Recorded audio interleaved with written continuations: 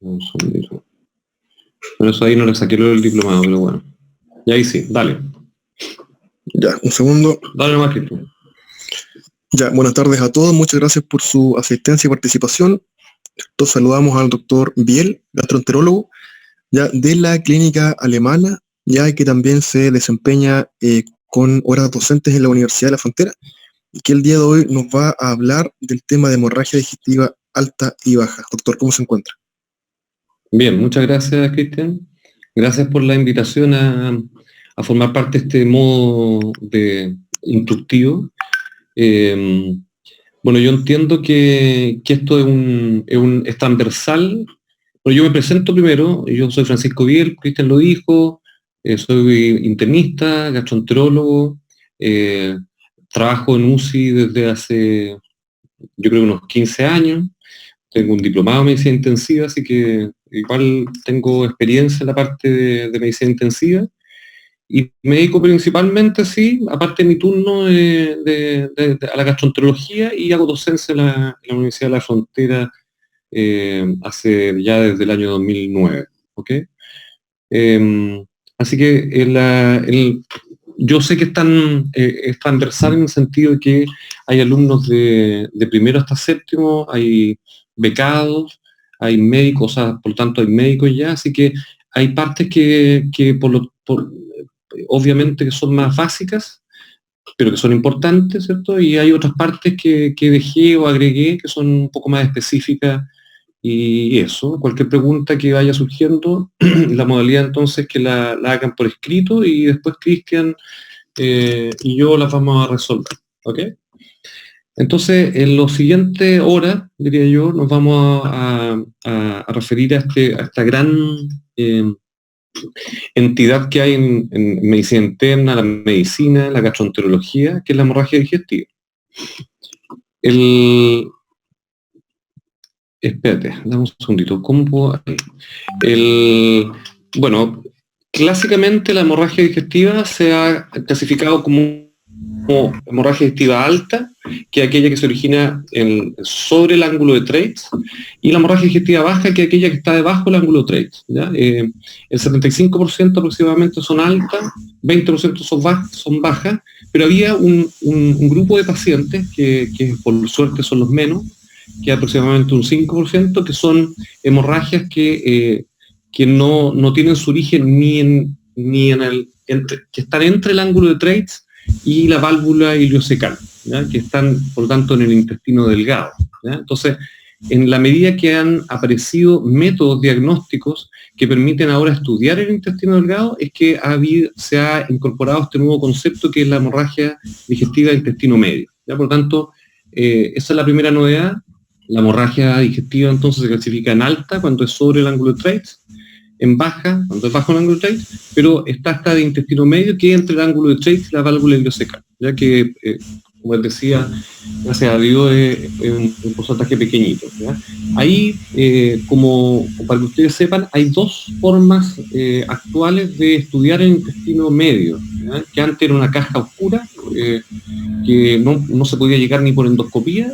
Ustedes, para que sepan, con un endoscopio uno parte por la boca, ¿cierto? Se mete al esófago, estómago y duodeno hasta más o menos la segunda porción. Si uno le pone empeño podría llegar a la tercera porción. Y por debajo, por el colon, uno ve el recto, el sigmoide, el descendente, el transverso, el ascendente, y uno puede introducirse unos centímetros en el ilion, ¿ya? Aproximadamente unos 20, y si uno se esfuerza harto puede entrar 30 centímetros en el ilion, ¿ya? Por lo tanto, quedan 4 o 5 metros de intestino delgado que uno hasta hace poco no podía ver. Y para eso hay dos métodos. Entonces, uno que se llama una cápsula endoscópica, que es una pequeña cápsula, es como tomarse un antibiótico así grande, como una pastilla de amoxicilina. Perdón, es que estaba abriendo la puerta de mi perra. Eso, y esa camarita tiene la particularidad que tiene una camarita que va sacando fotos hacia adelante, otra hacia atrás, saca 5 a 7 fotos por segundo, y da una imagen maravillosa del intestino delgado, ¿ya? Y la otra opción es un procedimiento endoscópico, se llama una enteroscopía doble balón, que uno en definitiva va avanzando y va arrugando el intestino hacia atrás, ¿ya? Y uno, el que escribió eso, que es un japonés, desde la boca llega hasta el ciego. O sea, avanza en un procedimiento que se hace en pabellón, se hace en algunas clínicas en Santiago, se llama una enteroscopía de doble balón. Así que para que ustedes sepan, existe este concepto nuevo de hemorragia de intestino medio, y la manera de llegar hasta segmento del intestino es a través de una cápsula endoscópica o a través de una enteroscopía de doble balón. Ambos procedimientos no tenemos en Temuco y se hacen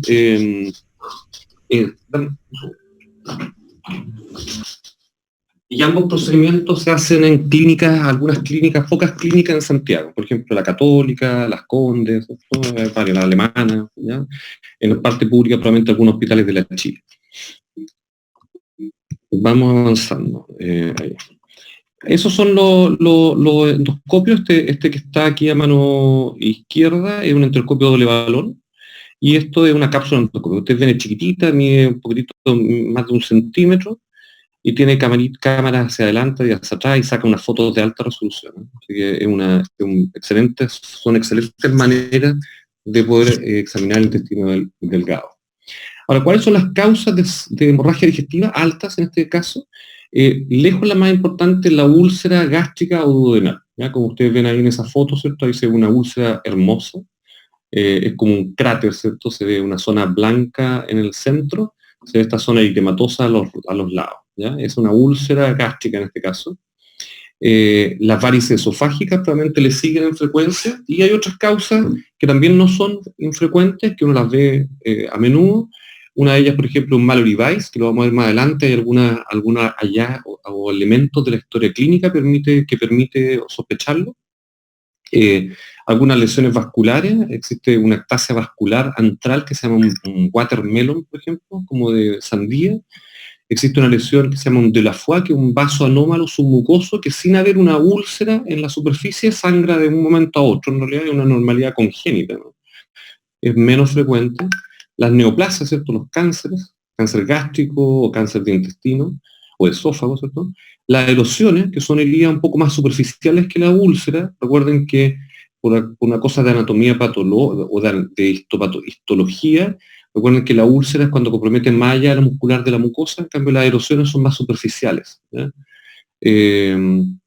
Tanto del esófago como del estómago y del duodeno, y existen otras patologías mucho menos frecuentes, por ejemplo una fístula aortoentérica, que ahí tiene que haber el antecedente de una cirugía de la aorta abdominal, en donde se produce una comunicación entre la aorta, imagínense, y el tubo digestivo, se produce un sangrado masivo, muchas veces mortal, ¿ya? Así que las causas más frecuentes, como les decía yo, son las dos primeras, y las otras son menos frecuentes, y hay algunos elementos de la historia clínica que permiten sospecharlas. Ahí lo vamos a ver en detalle más adelante, ¿ya? Aquí tienen los porcentajes. La úlcera péptica, más o menos la mitad de las causas de hemorragia digestiva alta son por úlceras pépticas, enfermedad erosiva, ¿cierto? Erosiones, o sea, herillas chiquititas, sangrado varicial, esofagitis, o sea, inflamación del esófago, Mallory Weiss, que es un desgarro de la unión de la mucosa gastroesofágica, justo a donde se une el estómago con el esófago, se produce un desgarro. Muchas veces está determinado, mediado por vómitos violentos, ¿ya? Neoplasias, ¿cierto? Cánceres, menos frecuentes, lesiones vasculares, menos frecuentes, úlcera esofágica, mucho menos frecuente, y hay un porcentaje de pacientes que uno, a pesar de todos los estudios que uno puede hacer, dependiendo del centro, ¿cierto?, uno no logra identificar el sangrado, ¿ya? Ahora, es importante señalar que hay más o menos un 15-20% de los pacientes que tienen más de un diagnóstico, o sea, tienen un poco de esofagitis, por ejemplo, y tienen un poquitito de sangre en la superficie, y además tiene una úlcera, ¿ya? Así que no es tan infrecuente aquello. Aquí tienen, por ejemplo, algunos ejemplos en imágenes. Es una angiodisplasia, una lesión vascular en el estómago, ¿cierto? Que son como unas cabecitas de vena que sangran, habitualmente no producen un sangrado masivo muy intenso, pero pueden dar un sangrado crónico y anemia secundaria. Uno, cuando ve estas lesiones y no ve otra, uno, como para ver si es el culpable, uno puede con el endoscopio pegarle algunos como cabezazo, con una pinza, molestarle un poco, y es como favorecer o provocar el sangrado. Esto es un desgarro de la unión gastroesofágica. Créanme que aquí hay esas partes como... Yo no sé, Cristian, ven los alumnos la flecha, ¿cierto? Sí, se ve. Ok, entonces, ya, ok. ¿Perdón? ¿Sí? Sí, doctor, se ve. Sí se ve. Ya, Sí, ok. se ven bien. Perfecto. Entonces, aquí, créanme que aquí, de aquí para arriba, donde está la flecha, el esófago hacia proximal.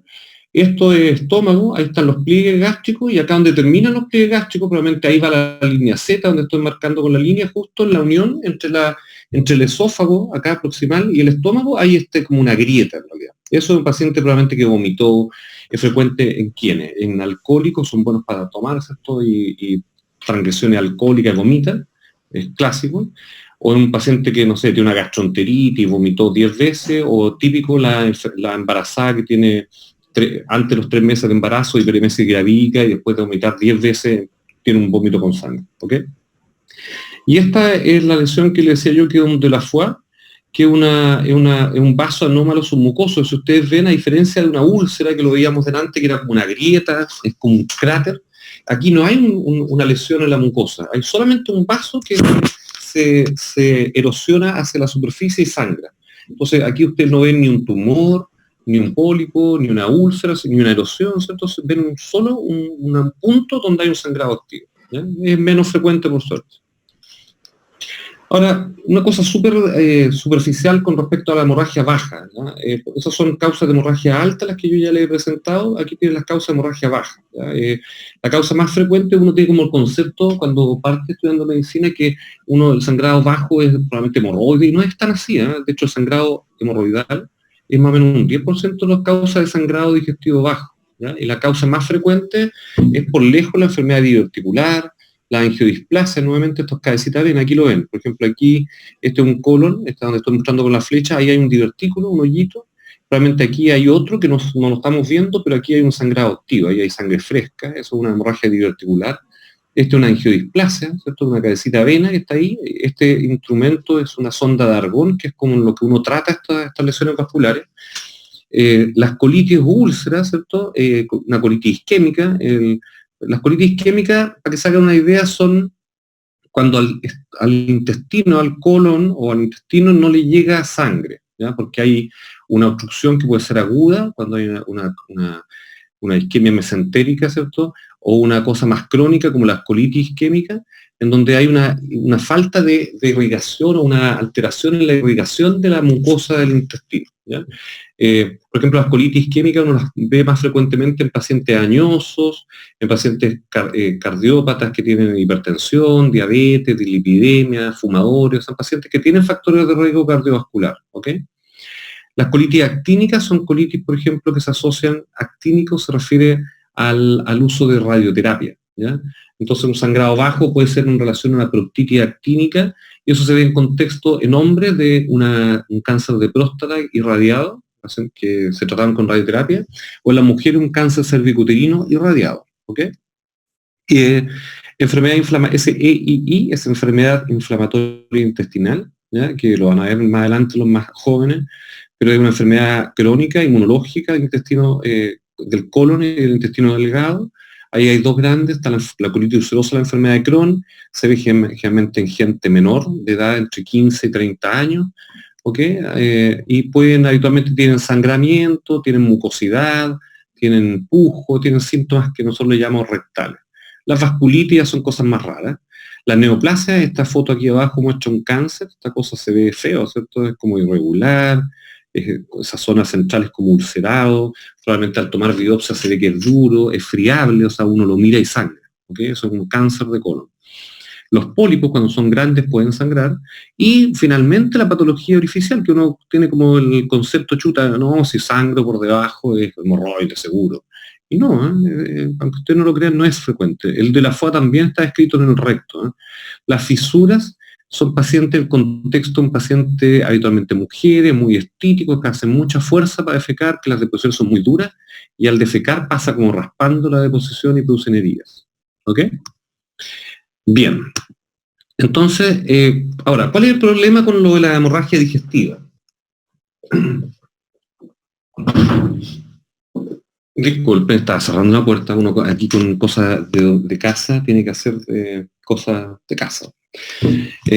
Bueno, los riesgos de un paciente que sangra son los siguientes. Uno es que hay un grupo de pacientes que llegan con sangrados más o menos intensos, masivos, ¿cierto? En donde uno tiene que transfundir. Y el concepto actual de transfusiones que uno tiene que tratar de considerarlo en pacientes súper seleccionados. Tiene que pensar que el transfundir sangre está uno recibiendo cosas de otra persona, probablemente anticuerpos y varias otras cosas que uno ni sabe, ¿ya? Así que la tendencia actual, ahí lo vamos a ver más adelante, es que la terapia transfusional tiene que ser lo más restrictiva posible, es como un trasplante, tiene que pensar, ¿ya? No es llegar y transfundir a todos. Yo como gastroenterólogo, mucha de la hepatitis C que vemos son pacientes que se transfundieron antes del año 96, o sea, antes que los laboratorios implementaran métodos para ver hepatitis B y C, ¿ya? Antes, que fue el año 96 en Chile, los pacientes se transfundían, se pegaban bichos, ¿no? Como una hepatitis C. Entonces, quizás, ¿qué estamos recibiendo? Así que el riesgo es que uno tenga que recibir transfusiones o que uno sea, no sé, que tenga una enfermedad renal crónica, pero que significa que el riñón no funciona bien, pero que está ahí como estable, con una función renal estable, y un sangrado, hipotensión o lo que sea que se asocie con la hemorragia digestiva, pueda compensar esa patología y hacer que el riñón termine de sonar, ¿cierto? O un paciente típico coronario, con enfermedad coronaria, que es diabético, hipertenso, fumador, que tiene las coronarias medias tapadas, una hemorragia puede llevarlo a infartarse, por ejemplo. Hay un grupo de pacientes que son los menos en realidad, que pueden requerir incluso tener que operarse, con todos los riesgos que conlleva una cirugía de urgencia, ¿ya? Y la mortalidad en global sigue siendo no tan baja, o sea, ha ido disminuyendo, pero no tan baja. O sea, hay pacientes que se mueren con hemorragia digestiva, yo he visto como dice, y lo vamos a seguir viendo, y todos los años se nos mueren pacientes, ¿ya? Acá tiene un gráfico que muestra que la mortalidad desde el año 89 hasta el 2009, ¿cierto? Es un poco viejo el gráfico, ¿cierto? Pero como para explicar el concepto, ha bajado del 10% global, ¿cierto? Por ejemplo, perdón, de un 4,7% global a un 2,1%. Ese es la cosa global, ¿ok? Que esta línea continua, ¿ya? Pero siguen los pacientes muriéndose de hemorragia digestiva, ¿ya? Esta línea discontinua con cuadraditos son hemorragias variciales, que ustedes ven en pacientes con hemorragias no variciales, ¿ya? Que otro concepto que les quiero transmitir, la mortalidad ha bajado, ¿cierto? A la mitad probablemente, pero es baja, ¿cierto? En cambio, en pacientes con sangrados de origen varicial, o sea, que sangran las varices, unas cosas se llaman varices esofágicas, la mortalidad es claramente mayor, ¿ya? Por lo tanto, el contexto de un sangrado varicial es un contexto de más riesgo de morirse. Ahora, en las próximas diapositivas lo que vamos a ver es esto. En general, vamos a evaluar o vamos a ver cómo se evalúa un paciente con hemorragia digestiva y cómo uno confirma el diagnóstico. Vamos a aprender algunas estratificaciones de riesgo y los becados o los internistas o los urgenciólogos que están en red, ellos ya saben, realmente ellos ocupan, en el hospital se ocupa, en la clínica se ocupa, en los hospitales periféricos también lo ocupamos, son algunos scores que permiten estratificar a pacientes de alto o bajo riesgo, ¿ya? En donde uno tiene, ahí lo vamos a ver más adelante, no me voy a anticipar. Vamos a ver algunos elementos de reanimación, la importancia de la endoscopía y el manejo después de la endoscopía. ¿Okay? Entonces, en relación a evaluación y confirmación de sangrado, recuerden una hemorragia digestiva alta, nos vamos a referir a eso principalmente en el transcurso de la presentación. Se caracteriza por esta cosa de matemesis, que es sangre fresca, ¿cierto?, por la boca.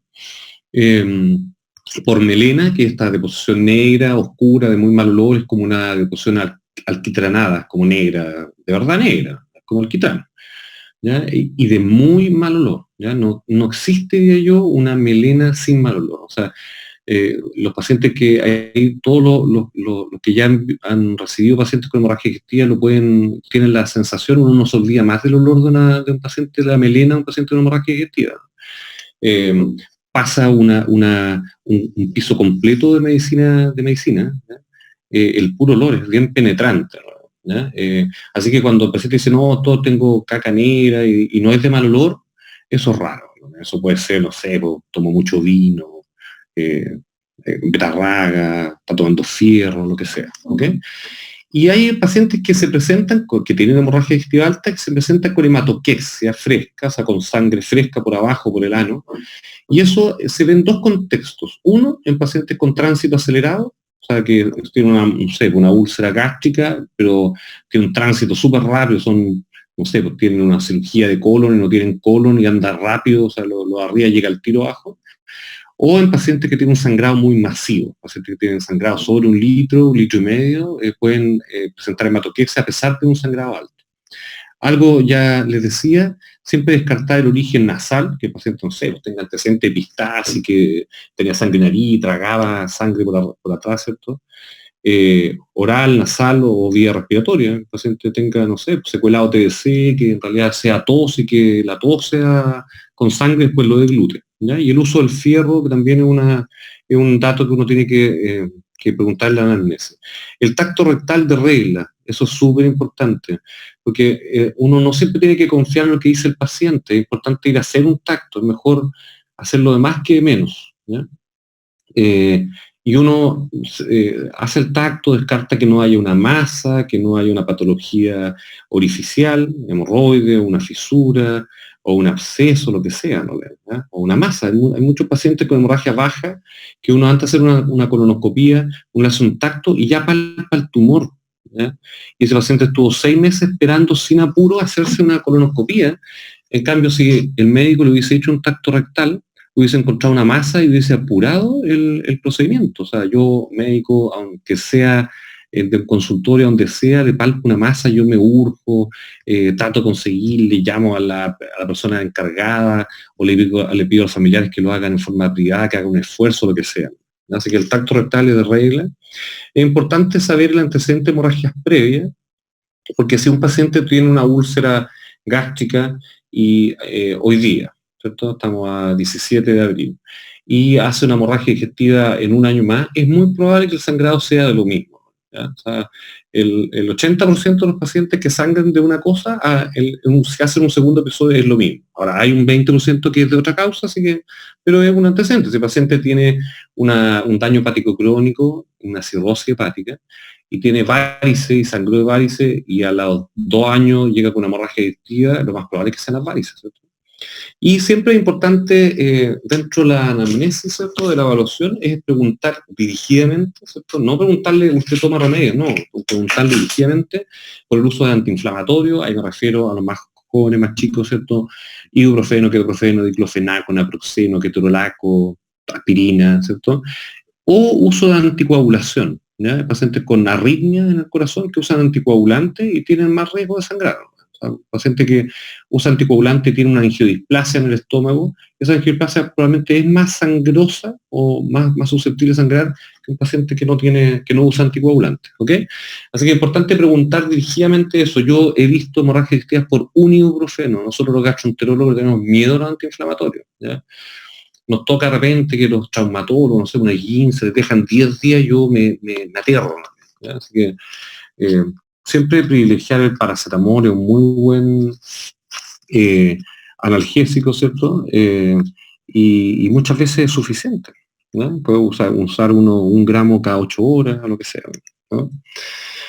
Ahora, recordar que hay un grupo de pacientes, lo que ya les conversaba, que más o menos entre un 10 y un 15%, que tiene hematoquexia, ¿cierto? O sea, sangre fresca y que una hemorragia alta, que este porcentaje le decía yo, tránsito rápido o sangrado muy abundante. Y por el otro lado hay pacientes que tienen melena, ¿cierto? Sangre pura, y son hemorragias bajas. ¿Cuál es el contexto? Un paciente, por ejemplo, con un cáncer de colon derecho, ¿ya? Un cáncer de colon ascendente o de ciego, en donde le falta harto recorrido para llegar al exterior, y el tránsito es un poco lento, por ejemplo. Se mezclan esas dos cosas. Recuerden que los cánceres no sangran mucho, entonces un cáncer de ciego puede sangrar, no sé, 20 ml diario, ¿cierto? Y esos 20 ml, como están en el colon, en el ciego, tienen que subir por el ascendente, por el transverso, descendente, sigmoide, recto. Hay pacientes que van cada 2 días al baño y esa deposición claramente puede ser oscura o negra, ¿ok? Ahora, perdón, me voy a ir hacia atrás. Eso de la hematoquexia fresca o rectorragia, a mí, yo me formé en la Católica, me enseñaron de usar más el concepto más elegante como hematoquexia, fresca a usar el concepto de rectorragia. Y eso es por la sencilla razón que uno al decir rectorragia, uno está diciendo sin hacer un estudio, sin mirar, ¿cierto? Porque es que está sangrando algo del recto, está limitando el sangrado a una zona anatómica específica. Y esa hematoquesia puede ser por un sangrado de un divertículo sigmoide. ¿Me entiendes? Porque es una cosa de semántica, ¿no? Ok. Dentro de la historia, las cosas que hay que hacer, bueno, ver los síntomas. Si un paciente tiene un síndrome ulceroso, nuevamente a los más chicos les voy a decir, el síndrome ulceroso típicamente un paciente que tiene un dolor o un ardor epigástrico, generalmente un dolor o un ardor epigástrico, realmente urente, que tiene una periodicidad, significa que hay periodos del año en que tiene síntomas y periodos en que no. Por ejemplo, pasan semanas en que el paciente tiene un ardor, un vacío, un hambre epigástrico, y hay semanas o meses en que el paciente deja de tener esos síntomas. Y lo otro es que tiene un ritmo horario. Eso es lo clásico del síndrome ulceroso, que tiene el paciente dice, doctor, yo en día ando bien, ya estoy trabajando, soy medio estresado, ¿cierto? Soy profesor, no sé, soy estudiante de medicina. Pero la noche llego, apago la luz y como que le presto atención al dolor. Y me doy cuenta que en realidad sí me molesta, que no es tan intenso. Es raro, un síndrome ulceroso no es un dolor epigástrico así intenso. Siempre que llega un dolor epigástrico intenso, que llega a la urgencia, eso no es una úlcera, a no ser que esté perforada, ¿cierto? Pero actualmente es un dolor piolita, el paciente llega piolita a hacerse la endoscopia, ¿ya? Hay casos excepcionales, pero hay pacientes que son más sensibles, pero generalmente eso es un síndrome ulceroso. Así que hay que ver qué síntomas tiene el paciente como que ayude. Lo mismo que le decía antes, que el paciente tiene vómito, después de 1000 vómitos sangra, eso debe ser un Mallory-Weiss. O si tiene una cirugía de la aorta abdominal, puede ser una fístula ortontérica. ¿Okay? Ahora, esta historia previa de hemorragia digestiva, les decía yo que el 80% tiene el mismo origen. Siempre preguntar por el uso de antiinflamatorio y aspirina. Eso a los más jóvenes, AINES es antiinflamatorio no esteroidales. Enfermedad hepática o cirrosis, ¿cierto? Que orienta, cuando uno tiene un paciente cirrótico, eso sugiere, si el paciente está en el contexto de una hemorragia digestiva, es que la causa del sangrado sea varices, o varices de esófago o de estómago. ¿Ya? ¿Cómo uno sospecha, por ejemplo, lo vamos a ver en el cuadro de al lado, los estigmas de daño hepático crónico son lo estudiamos habitualmente en semiología en tercero, pero son paciente tiene ictericia, que color amarillo de piel y mucosa, tiene telangiectasia, son como unas cabecitas de vena, generalmente están en la cara o en el tronco superior, tienen ginecomastia los hombres, tienen distribución ginecoide del vello pubiano, los hombres como que pierden vello, tienen como se les pone, así como las mujeres, pueden tener atrofia testicular, pueden tener edema, sangrado más fácil, pueden tener ascitis, que es acumulación de líquido en el abdomen, pueden tener circulación colateral, eso, yo diría que son flapping, que es un elemento que orienta a una encefalopatía, o sea, ahí lo van a ver en tercero, que son los estigmas de daño hepático crónico, ¿ok? Así que en un paciente con estigma de daño hepático crónico, con una hemorragia digestiva, eso hace pensar, antes de hacer un estudio endoscópico, de que el origen de sangrado sean varices, ¿ok? Ahora, existen enfermedades vasculares que pueden asociarse con más frecuencias a sangrado por angiodisplasia, ¿ya? Hay una enfermedad, por ejemplo, que se llama un Rendu-Osler-Weber, que es una telangiectasia hereditaria familiar, que es una enfermedad autosómica dominante, que se ve en familias completas, en realidad, y hacen angiodisplasia o telangiectasia en el tubo digestivo, y en otras partes también, pero los pacientes insuficiencia, la IRC, insuficiencia renal crónica o enfermedades de la aorta, también son pacientes que tienen más posibilidad de hacer telangiectasia como dato anamnéstico. La cirugía aorta abdominal y el examen físico siempre revisar signos vitales, ¿cierto? Ver cómo está la conciencia, ver cómo está el color, si está muy pálido o no, ver cómo está la presión. Habitualmente estos pacientes, si pierden harto volumen, están hipotensos, están taquicárdicos, ver la perfusión periférica, y uno puede hacer esta cosa de apretar la uña, ¿cierto? Ver cuánto se llena, en cuánto tiempo. Y es súper importante tomar el pulso, si es débil, si es firme, y buscar signos de ortostatismo, ¿ya? O sea, tomar la presión, y ahí el ortostatismo, para los que no saben, lo van a estudiar, ¿cierto? Que uno toma la presión primero acostado y después lo hace pararse y ve un cambio en los niveles de presión arterial, ¿ok? Y cuando ahí es positivo, significa que hay un sangrado de una magnitud tal, ¿ya? O que entre 500 y 1 litro, ¿ya? Que habitualmente los signos vitales pueden estar normales, pero al buscar estos signos de ortostatismo uno puede encontrar elementos que hagan pensar que hay un sangrado de no poca cuantía. ¿Ok? Examen de piel y cavidad oral, eso quizás buscando estigma hepático crónico, entre otras cosas. La cavidad oral, en la siguiente diapositiva les voy a mostrar, está esta enfermedad que se llama Rendio-Weber, que aparecen lesiones típicamente en los labios, ¿eh? Y hay que buscarlo o en el paladar.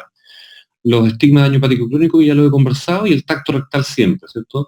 Ver si hay sangre o no, ¿cierto? Si hay masa, si hay hemorroides, ¿eh? No se necesita hacer un sangre oculta, ¿eh? O sea, si ustedes dicen, no, le vamos a pedir una sangre oculta, no, eso no tiene ningún sentido, porque, perdón, no tiene ningún sentido porque si el paciente tiene sangre, ¿para qué nada pedir un sangre oculta en devoluciones? Eso se pide en paciente que tiene anemia y que no se da cuenta que sangra, tiene sentido, si no, no tiene sentido. Esto es lo que decía yo, que tiene un Rendio-Weber, que son lesiones como chiquititas aquí en los labios, como puntitos, ¿eh? Y uno de repente los ve en la consulta y dice, oye, ¿tiene alguna enfermedad? No, no tengo, sí tengo, ni mi hermano tiene algo parecido, y uno lo estudia zona. Es un labio, ahí están los bigotes, estos son lesiones, son angiodisplasia o telangiectasia chiquititas, y pueden tener en diferentes partes del cuerpo, en el pulmón, en el hígado, en el cerebro, ¿ya? Y pueden tener estas cosas que ya lo hemos visto en foto anterior, que son estas angiodisplasias, son como tobillitos que sangran. Así que eso es con respecto a la evaluación y confirmación del sangrado. Entonces vamos a la estratificación de riesgo. Bueno, gracias a Dios, ¿cierto?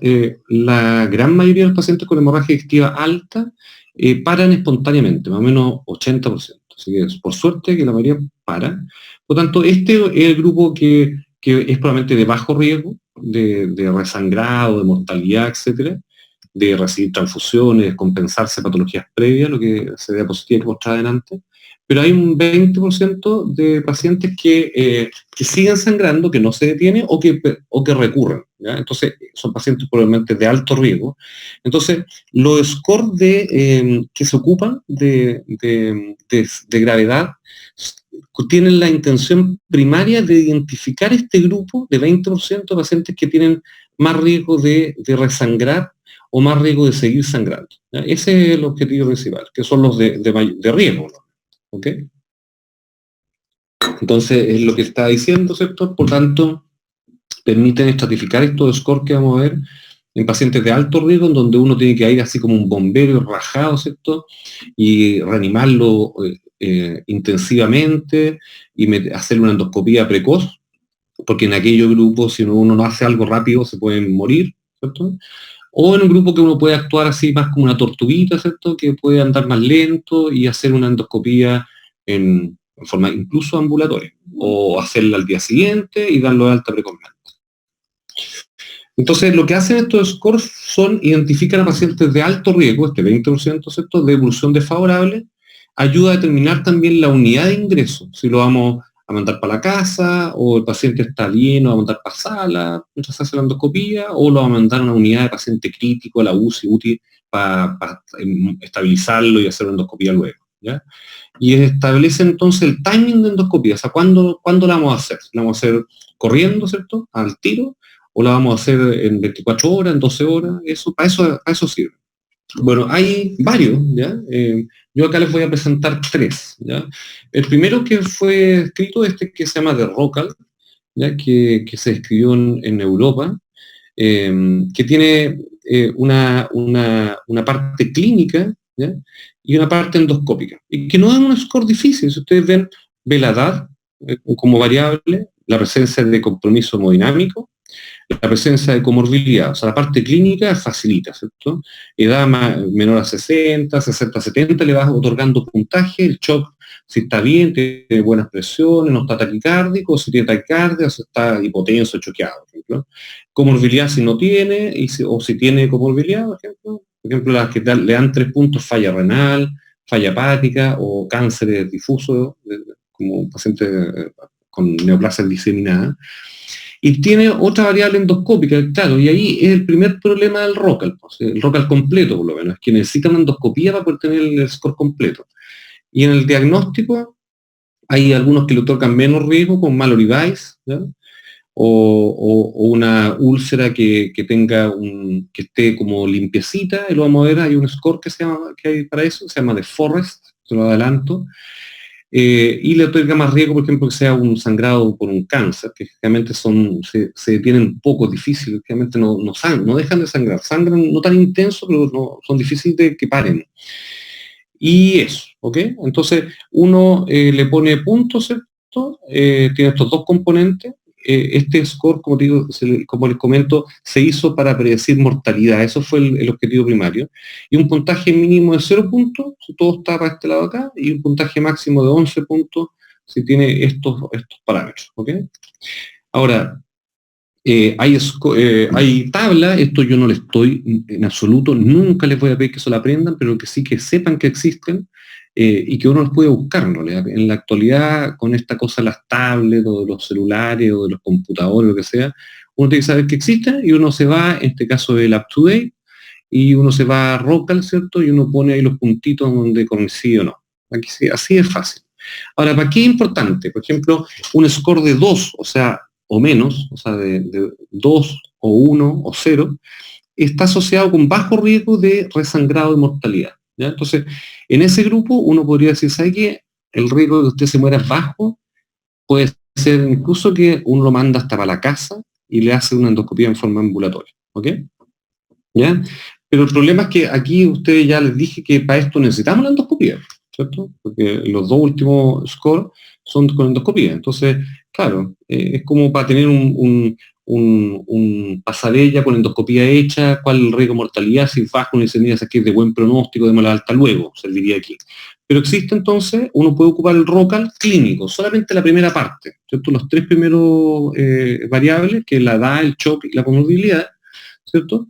Y un score de 0 puntos, o sea, que todo esté acá, o sea, un paciente joven, que no tenga compromiso hemodinámico, que no tenga ninguna enfermedad, ¿cierto? La mortalidad es baja, 0,2%, y uno en este grupo podría considerar una endoscopía ambulatoria, ¿ok? Así que el ROCAL clínico es una opción, hay lugares que lo ocupan, nosotros acá en Temuco tengo entendido que nadie lo ocupa. La guía europea, que es una muy buena guía de hemorragia, sugiere ocupar otra, que es la que vamos a ver a continuación, ¿ya? Que es el Glasgow Blackthorn, ¿ya? Que es un objetivo distinto. En los estudios, o sea, el estudio que fue del Lancet del 2000 se diseñó específicamente para predecir la necesidad de hospitalización y de endoscopía terapéutica, o sea, que uno tenga que hacer algo en la endoscopía, tenga que meter y ponerle un clip o inyectarle alguna cosa o quemar alguna cosa, ¿ya? Fue un aporte grande, ¿cierto? Y se hicieron análisis multivariados, se vio que esta era la variable importante, ¿ok? La presencia, esto nuevamente, ¿eh? Les digo que estos scores están en tablas, ¿cierto? En la UpToDate, donde ustedes quieran lo van a encontrar, ¿no? ¿Cuáles son las variables que ocupan? Presión sistólica, presencia de nitrógeno ureico, la presencia de los niveles de hemoglobina y otras cosas como el pulso, si hay una melena, si hay uno síncope, que es el desmayo, ¿cierto? Enfermedad hepática, enfermedad cardíaca. Le informa score, eso vale 0 a 23 puntos, mientras más alto, más grave. Un score bajo, sin embargo, que el 0,1, por ejemplo, tiene un bajo riesgo de hacer algo en la endoscopía, que es bajito, la posibilidad de hacer una terapia endoscópica es muy bajo. Ahora, más o menos 20% de los pacientes que se presentan en un servicio de urgencia, o sea, de 120 o de 10-2, ¿cierto? Tienen un score de 0,1 y uno podría en este grupo hacerlo ambulatorio, o sea, mandarlo para la casa y hacerlo ambulatorio, porque la posibilidad de que tengan algo que sea significativo es baja, ¿ok? Por otro lado, un score sobre 6 se asocia a un alto riesgo de que necesitar una terapia endoscópica, por lo tanto son pacientes que sobre 6 sí o sí hay que hacer endoscopía más o menos rápido, ¿ok? Y existe este otro que es el AIMS, que es simple, ¿cierto? Que ve niveles de albúmina, NR, estatus mental, presión sistólica. Hay grupos que ocupan esto, yo no lo ocupo y se asocia un estudio que se hizo principalmente viendo mortalidad, ¿ya? Así que nosotros les muestro este score que ocupamos, lo ocupamos en el hospital. Yo trabajo en endoscopía en Lautaro, también en Lautaro, así que se ocupa, está súper conocido, está bien validado. Y aquí está la guía de la Sociedad Europea de Hemorragia Digestiva específicamente, que recomienda usar score de estratificación de riesgo validado para estratificar a pacientes en grupos de alto y bajo riesgo, como estaba hablando, para tomar decisiones, que ayuda para tomar decisiones, para ver, por ejemplo, el momento de cuándo vamos a hacer la endoscopía, si urgente, en pacientes que tienen Glasgow Blackford alto, o lo vamos a dar de alta en pacientes que tienen bajo score, ¿ya? Y la ESG recomienda el uso de este score para estratificación. Ellos específicamente recomiendan el uso de Glasgow Blackford, ¿ya? Y estos de muy bajo riesgo, que son los 0,1, pueden estudiarse en forma ambulatoria. Así que no es un pecado mortal que en un urgenciólogo le llegue un paciente a un Glasgow bajo, de 0 puntos, y mandarlo para la casa y decirle, mire, sé que tiene que hacerse una endoscopía, pero se la puede hacer poco, o sea, en un tiempo más. O sea, no con peso hemodinámico, sin comorbilidad, etcétera, que no tiene compromiso nada.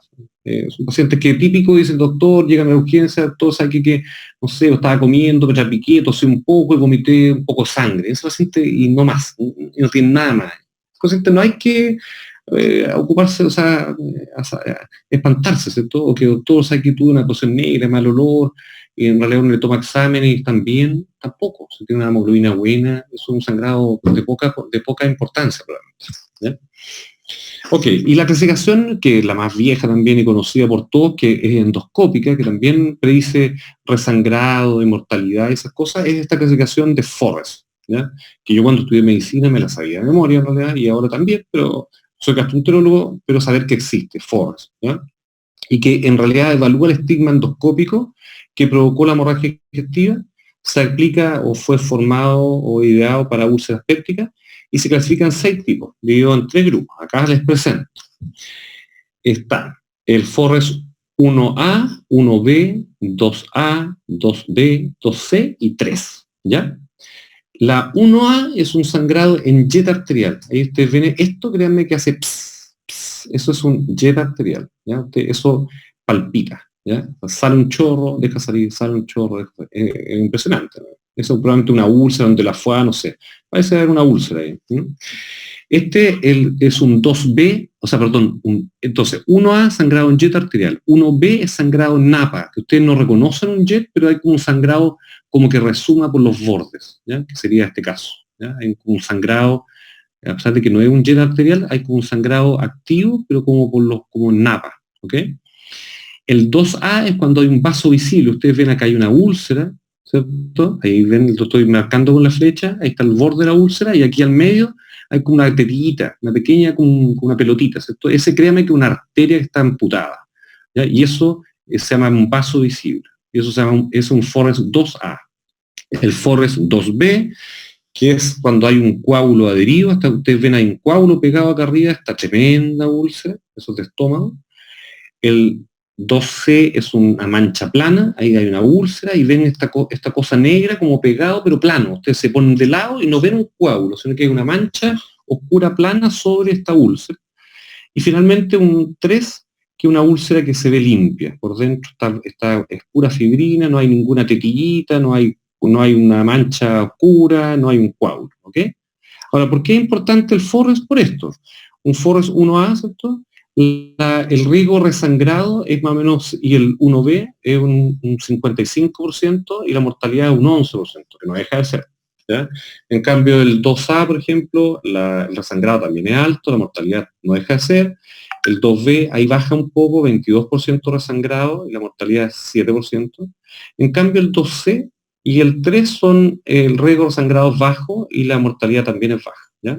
Ahora, ¿para qué sirve esto? Porque en pacientes que tienen endoscópicamente un sangrado, un Forrest 1A, 1B, 2A y 2B, ¿ya? Uno los trata endoscópicamente, uno le hace una endoscopía y le hace algo a esa úlcera, por ejemplo, ¿ya? Y vamos a ver qué le hacemos. En cambio, los pacientes con un Forrest 2C o 3, uno los mira, una úlcera plana, por ejemplo, con fondo limpio, uno no hace nada en la endoscopía, ¿ya? No hace terapia endoscópica, en cambio los otros sí uno hace terapia endoscópica, ¿ok? Ahí vamos a ver cuáles son las cosas que uno hace en estos pacientes. Bueno, sigamos. Entonces vamos ahora a ver la parte de reanimación. Bueno, la reanimación inicial es súper importante. Hay estudios que muestran que la mortalidad en el último tiempo ha disminuido gracias a una reanimación oportuna y enérgica, ¿no? Así que a los urgenciólogos que estén en línea, es súper importante primero reanimar, ¿eh? Porque uno tiende a, a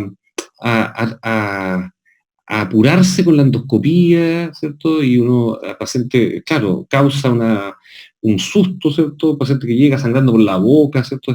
Puede ser terrible, pálido, comprometido hemodinámicamente, pero es muy importante la reanimación, ¿ya? Yo cuando llegué a la beca hice alguna endoscopía antes de que se hiciera esta cosa del Blackford en la urgencia, antes que hubiera beca de urgenciología realmente.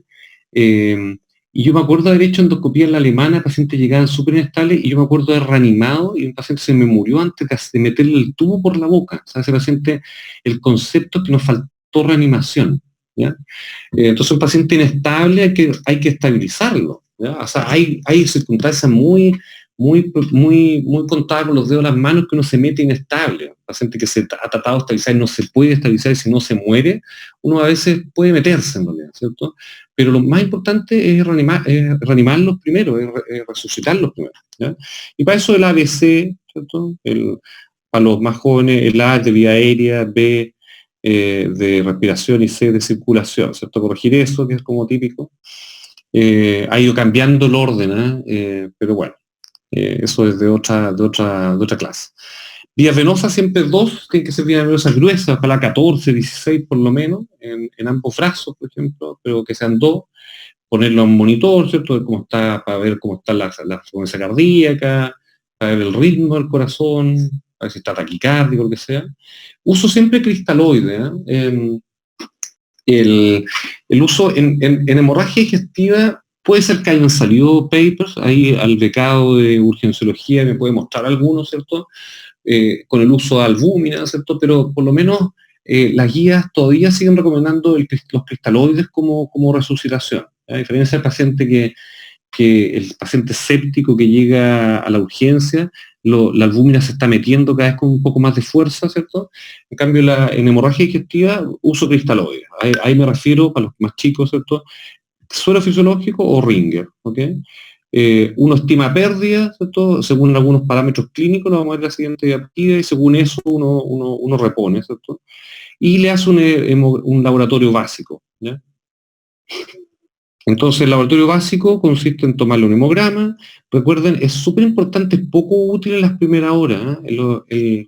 El hemograma en las primeras 24 y 36 horas puede estar una cosa que le llamamos nosotros hemoconcentrado, significa que no refleja las pérdidas totales. Hay paciente que usted enfrente suyo se mandó una hematocrit de 2 litros, está pálido, está taquicárdico, está hipotenso, y le toman un hemograma y el hematocrito llega en 36%. Eso lo van a ver. Y no es infrecuente, y eso es porque se pierde igual cantidad de elementos figurados que de agua. Entonces la proporción está normal, pero una vez que la sangre se empieza a diluir, se empieza a reponer, a reexpandir, ahí se refleja el hematocrito real.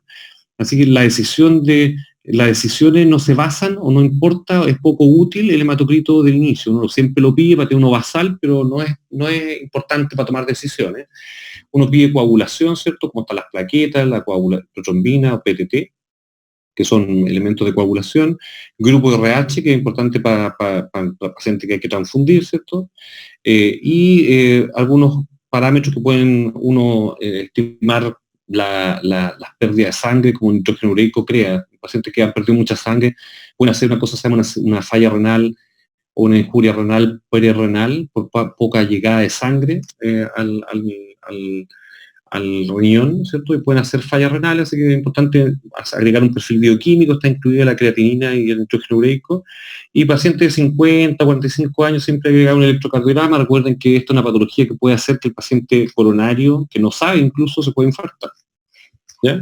Hay varias tablas que permiten establecer pérdida. Esta es una china, ¿cierto?, que me pareció útil. Por ejemplo, si hay una pérdida discreta de menos de 1 litro, ¿cierto?, la presión va a estar básicamente normal, la frecuencia cardíaca normal, la hemoglobina va a estar normal, no va a tener muchos síntomas, ¿okay? Moderado, entre 500 y 1000, puede estar un poco reducida la presión, un poco taquicárdico, en cambio cuando es severo, la presión va a estar más baja, más taquicárdico, y la hemoglobina está más baja. Recuerden que el hematocrito hemoglobina no sirve en las primeras 24 horas, ¿ok? Así que ese uno, hay otro que este es de la ATLS, que es el típico de trauma, ¿cierto? Que es de la Sociedad Americana de Tórax, y que uno, miren, yo le digo a los alumnos siempre, uno no les pide aprenderse esto, pero en la práctica, uno muchas veces, hay un monito, se está poniendo ahí, ¿no? ¿Eso lo puse yo, Cristian? ¿O alguien está escribiendo? Alguien está escribiendo. Algún alumno está escribiendo una carita, ya los vi. No tengo bien claro cómo se hizo esa carita. Ya. Voy a revisar. ya, pero está bien. Oye, entonces, existen estas tablas, uno no se las aprende de memoria, pero uno en la práctica hace algo parecido, ¿cierto? Estima más o menos las pérdidas. A ver, por ejemplo, ¿qué uno ocupa? Si el paciente está comprometido con conciencia, si está pálido como papel, si está hipotenso, está muy taquicárdico, ese paciente perdió más de 1,5 litros, ¿cierto? ¿Ok? Si el paciente no está taquicárdico y no está pálido y no está comprometido con conciencia, probablemente la pérdida es de menos de 500 cc, 750, ¿ok? Bien. El que lo hizo, que lo borre, porque quedó marcado, ya. Tiene que borrarlo, si no, no se va a desaparecer. Ahí sí, bien. Y que se acuse después, después le vamos a preguntar quién fue. Ya, no pasa nada. De haber sido, no sé, no voy a decir más. Bueno, este es un paper del American Journal of Gastroenterology que establece que la disminución de la mortalidad en hemorragia digestiva en el último tiempo se debe principalmente a la reanimación inicial precoz, ¿ya? O sea, esto es un estudio que agarró, fueron como 70 pacientes, 36 hombres y mujeres, y que los metió a un grupo que se demoraron, anduvieron como lentos, no se estresaron mucho, y a otro grupo lo reman precozmente, lo transfundieron, le pasaron ringer o fisiológico, y los resultados muestran que los días hospitalarios, acá está el grupo que se hizo todo más o menos lento, como se venía haciendo hace tiempo atrás, este estudio del 2004, y otro se hizo con un protocolo, con score de ingreso, con médicos de urgencia entrenados, y mostró en realidad que los días de hospitalización bajaban un poquitito, no muy significativo, los días de UCI también, la unidad de glóbulos rojos no se modificó mucho, los infartos, por ejemplo, disminuyeron en el grupo de reanimación intensiva, igual el resangrado no hubo modificación, intervenciones poco cambio, y sí en la mortalidad, o sea, el grupo que se reanimó precozmente se murió menos que el grupo que no. ¿Okay? Así que es como, este paper en realidad refleja lo importante que es la reanimación inicial precoz. ¿Okay? Ahora, dentro de la reanimación también, una de las preguntas que uno se hace es si intubar o no al paciente. Miren, yo como concepto es que cuando uno piensa en la intubación, hay que intubar, porque si no uno se arrepiente después. Cuando la intubación puede disminuir la posibilidad de que el paciente aspire y haga una neumonía aspirativa, que no es infrecuente en los pacientes con hemorragia digestiva, y evita tener que andar apurado, intubando, con todo lleno de sangre, un desastre en realidad, o que el paciente haga una neumonía aspirativa tremenda, y se puede hasta morir de eso. Y cuando hay un Glasgow, menor a 8, ahí está malo el signo, menor a 8, o cuando hay una hematemesis masiva, por ejemplo, pacientes con con hemorragias variciales que son habitualmente súper intensas, probablemente a esos pacientes hay que pensar en intubarlo, entrar, ese paciente enfrente suyo o hace 10 minutos se mandó 1,5 litros de hematemesis, a ese paciente probablemente hay que pensar en intubarlo. O en pacientes que tienen patologías que se pueden descompensar en el momento de hacer la endoscopía. ¿Ok? Eso. Ahora, con respecto a la transfusión, los pacientes con hemorragia digestiva se transfunden siempre y cuando tengan hemoglobina bajo 7 gramos por decilitro. O que tengan bajo 7, esa es una indicación absoluta a transfundir, o un poquitito menos, o sea, por ejemplo, bajo 9 en pacientes que tengan alguna patología concomitante, asociada. ¿Ya? Por ejemplo, uno puede ser menos estricto en pacientes con cardiopatía, pacientes con nefropatía. Uno puede transfundir cuando la hemoglobina baja de 7. Recuerden que inicialmente el hematocrito, la hemoglobina no tiene un valor tan importante, eso es todo, pero si es que el hematocrito o hemoglobina inicial llega a bajo 7, ese paciente tiene indicación de transfundir, o si el paciente tiene bajo 9 y tiene un, no sé, es coronario conocido, hay que transfundir, ¿ok?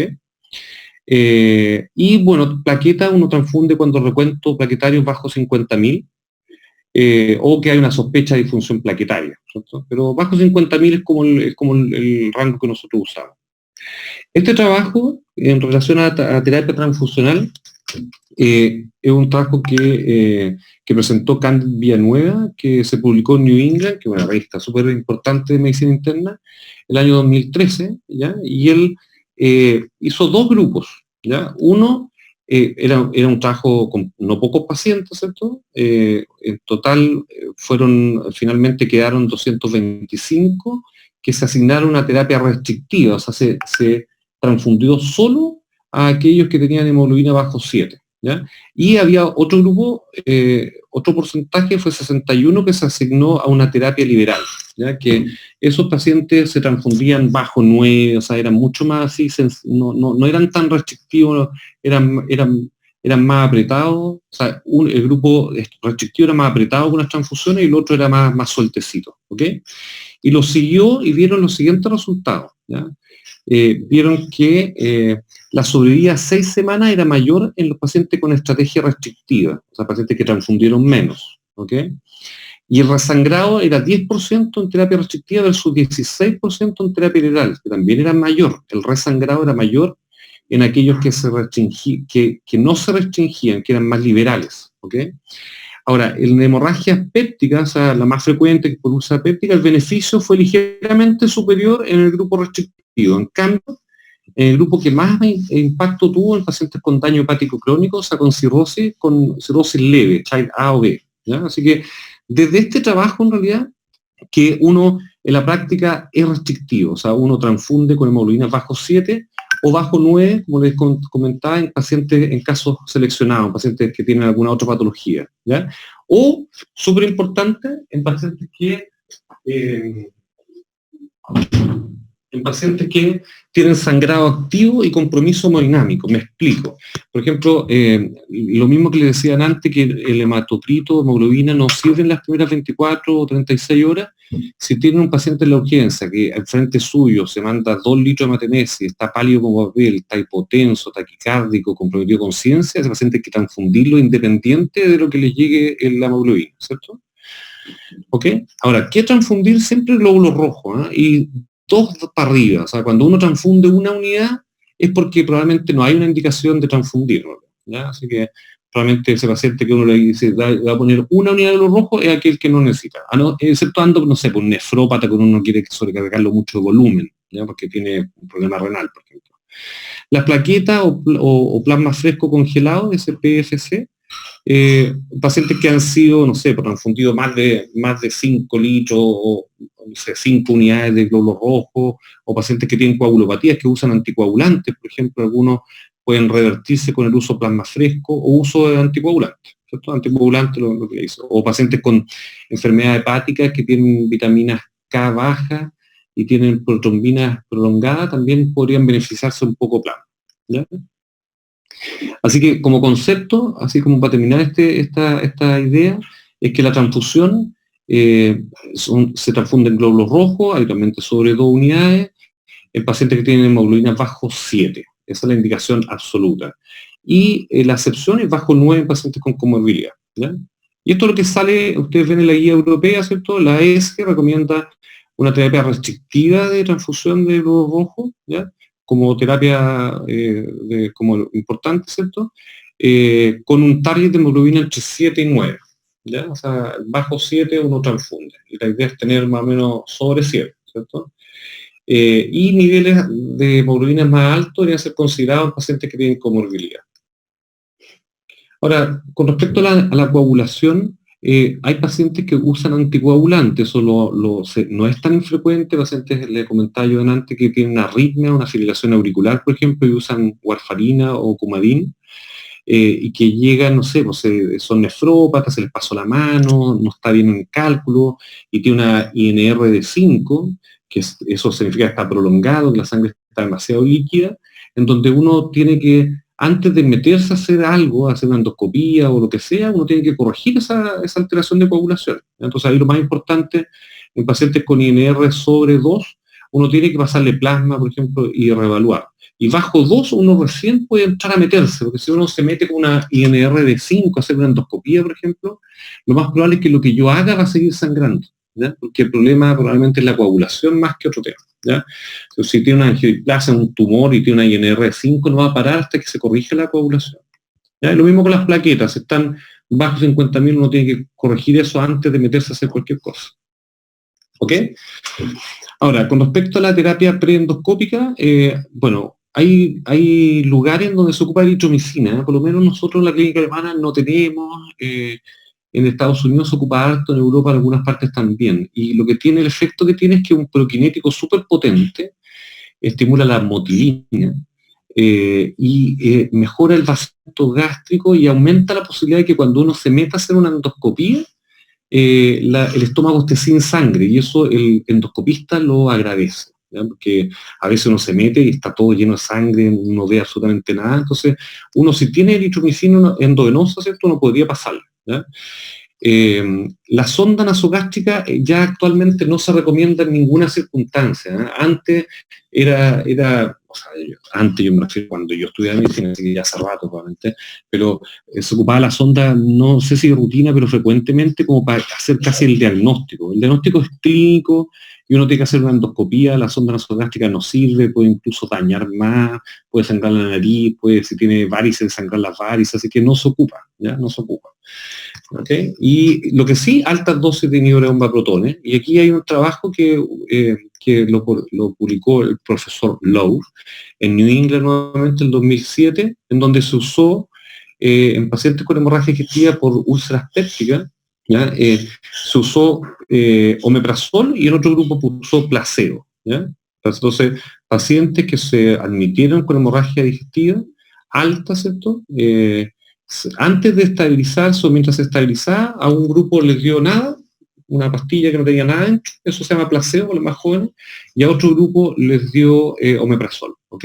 Usaron 80 miligramos en bolo endovenoso y después siguieron, los americanos tienen una omeprazol para infusión endovenosa, 8 miligramos por kilo por 72 horas, ¿ok?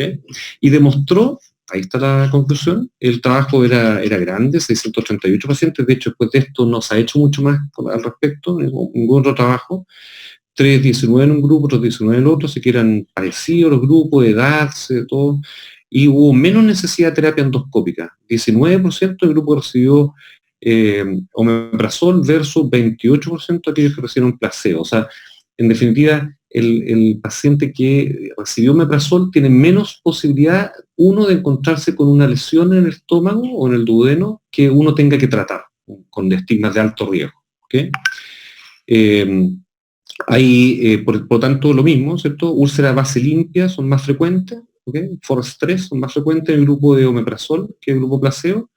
Disminuyó, no tanto, pero en forma significativa, los días hospitalarios. No hubo diferencia en resangrado o mortalidad, pero solo por el hecho de que el omeprazol endovenoso, previo a hacer una endoscopía, aumenta la posibilidad de uno encontrarse con lesiones de menor riesgo, uno lo ocupa, ¿ok?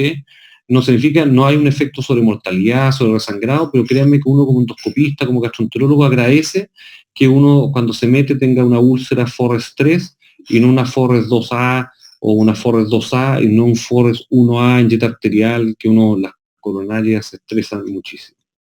¿Ok? Y de hecho esto está cocranalizado, los Cochrane son revisiones sistemáticas que se hacen a toda la publicación seria, ¿cierto?, que hay, y ellos recomiendan que el uso de bomba protones antes de la endoscopía en hemorragia digestiva reduce la proporción de participantes con estigmas de alto riesgo en la endoscopía de inicio, la primera endoscopía que se hace, y reduce significativamente la necesidad de terapia endoscópica durante esa primera endoscopía, ¿ok? Y no hay evidencia que otros outcomes duros como mortalidad o resangrado o necesidad de cirugía modifiquen. Pero sí aumenta el riesgo de que uno se encuentre con lesiones de menos riesgo de sangrado. ¿Qué es lo que uno hace? Uno ocupa omeprazol endovenoso, 80 miligramos en bolo y luego 8 miligramos hora. ¿Ok? Nosotros, como yo comenté anteriormente, en Chile no tenemos omeprazol para infusión continua. En algún momento, unos años atrás, nosotros cometíamos el error de tratar de parecernos a los americanos y poníamos reconectar la batería, se me está acabando. Cometíamos el error de hacer una infusión hacia la chilena, que agarramos el omeprazol, lo tiramos en suero fisiológico y lo dejamos una infusión continua. Pero el omeprazol que tenemos nosotros, que son viales para administración en bolo, son fotosensibles, por lo tanto ese omeprazol se inactivaba al poco andar y probablemente era inútil después de 2 horas, ¿ya? Así que el omeprazol que nosotros tenemos es en bolo, ¿ok? Y lo que se parece, o lo equivalente hasta 8 miligramos hora, es un bolo de 80 miligramos al inicio, antes de la endoscopía, y después uno sigue con 40 miligramos, que es una ampolla de omeprazol cada 6 horas. Eso es el equivalente a 8 miligramos hora de los gringos. Es lo que se ocupa, y también hay trabajos que muestran que esta manera es igual de útil que la manera de infusión continua. ¿Okay? Y la racionalidad de esto, de este aumento de posibilidad de encontrar un estigma de bajo riesgo de sangrado, es que la supresión ácida, ¿cierto?, que es intensa por el omeprazol, facilita la formación de un coágulo. ¿Okay? Ahora, habitualmente uno deja esta infusión 72 horas después de la endoscopía. ¿Okay? No usar infusión, por lo que les decía ya anteriormente. Ahora, esta diapositiva solamente se la muestro para que, porque siempre uno tiene la duda si el ácido tranexámico, que es el Espercil, tiene alguna utilidad en hemorragia digestiva. Y yo hace un rato atrás encontré esta revisión Cochrane, que dice en realidad que los estudios son muy malos, de muy mala calidad, pero tendría algún beneficio. Así que ustedes ven que muestra que el ácido tranexámico aparece tener algún beneficio en efecto de mortalidad. ¿Okay? Pero los estudios son de mala calidad. Ahora, en la práctica, yo no ocupo de regla, pero un paciente tiene un sangrado masivo, uno no peca en dejarle Espercil, ¿okay? que es este ácido tranexámico. Vamos a la endoscopía. Ya queda poco, muchachos. La endoscopía es súper buena, ¿eh? Y por eso es que es probablemente un eje fundamental en el tratamiento, ¿ya? Y logra el diagnóstico en casi la mayoría de los pacientes con hemorragia digestiva alta, no tanto en hemorragia digestiva baja. Da un score pronóstico. Recuerden el Forrest, que uno puede calcular según el Forrest la tasa de resangrado y la mortalidad. Permite dar la etiología, ¿cierto?, cuál es la causa de este sangrado, y permite hacer tratamiento. ¿Ya? La colonoscopía es un poquitito menos buena, es más largo el colon, tiene angulito, tiene pliegue, entonces puede haber justo un tumorcito, lo que sea, detrás de un pliegue, o justo cuando uno se mete no haber sangre, y uno no haber un sangrado activo y haber sangre en todo el colon, y uno queda con la duda si es de dónde fue, ¿no? Porque el paciente, no sé, tiene divertículo y tiene hemorroides al mismo tiempo. ¿Ya? Eso. Ahora, el problema de la colonoscopía es que hay que hacer una preparación del colon, porque si uno se mete con un colon sucio no ve menos, ¿no? La sangre, más deposiciones menos. Uno podría usar algún proquinético, ¿cierto? Y en cuanto a hemorragia baja, el tratamiento va a ser según la etiología. Si sangra un divertículo, uno puede inyectar ahí una sustancia como adrenalina, o puede ponerle un clip, que lo vamos a ver más adelante. Ahí, si tiene un tumor, uno puede inyectar también. Ahí va a depender mucho. Si tiene hemorroides, se pueden ligar o se pueden operar, lo que sea. ¿Ya? Ahora, la terapia endoscópica en hemorragia alta específicamente logra el detener el sangrado en la gran mayoría de los pacientes. Eso, y por tanto la endoscopía disminuye el sangrado, disminuye la necesidad de cirugía de urgencia y disminuye la mortalidad. O sea, desde que la endoscopía es un elemento fundamental en el manejo de los pacientes con hemorragia digestiva alta, ¿ya? Así que es una cosa que hay que hacer, ¿no? Y tiene, como digo, impactos sobre score importantes sobre mortalidad, cirugía de urgencia, resangrado, todo. Así que la endoscopía es un pilar fundamental en el tratamiento. Ahora, ¿A quiénes se tratan? Se los comenté antes, a los FORES 1A. Recuerden que el FORES 1A y 1B es el sangrado activo en jet arterial el 1A y el 1B es en NAPA, ¿cierto? Ambos se tratan endoscópicamente, ¿ya? Son de alto riesgo, o sea, se terapia endoscópica más este IDP, para que sepan los más jóvenes, es inhibidores de bomba protón en altas dosis. Ahí uno usa omeprazol, que les decía yo, 80 miligramos bolo antes de hacer la endoscopía, en la urgencia, pero el paciente llega y después uno deja 40 cada 6 por 72 horas, ¿ok? Más terapia endoscópica, y yo les voy a decir qué es lo que uno hace. Los 2A, que el que tiene un vaso visible, también se tratan endoscópicamente, más altas dosis, igual que lo otro, y el 2B también, que el coágulo adherido también se trata endoscópicamente, más omeprazol en altas dosis, ¿ok? En cambio, como decían antes, ¿cierto? Los pacientes con FORES 2C y 3, que son de bajo riesgo, se tratan no se tratan endoscópicamente, no se le hace nada, ¿cierto? Se diagnostica, se pone el diagnóstico, el paciente se realimenta precozmente, se va luego para la casa y se le deja omeprazol, ¿ya? Omeprazol, ahí uno tiene que discutir cuánto tiempo, un par de semanas, pero ahí lo podemos comentar después. ¿Cuáles son las alternativas de terapia endoscópica que uno tiene? Estas 4, ¿ya? Uno es la inyección de sustancias que hacen que el efecto muchas veces que tiene es que vasocontraen los vasos, ¿ya? Le produce una vasoconstricción. Y ahí nosotros ocupamos adrenalina por ejemplo, si fuera una úlcera, uno le inyecta en 4 cuadrantes en la úlcera, ¿ok? Existe, por ejemplo, la terapia térmica, que es una sonda que uno mete por la endoscopía, a través del orificio de trabajo, canal de trabajo, sale una sondita por la punta del endoscopio, sale una sondita y uno se apoya sobre una úlcera, por ejemplo, o lo que sea, de la foie o una angiodisplasia, y eso lo quema, ¿ok? Se apoya y quema, ¿ok?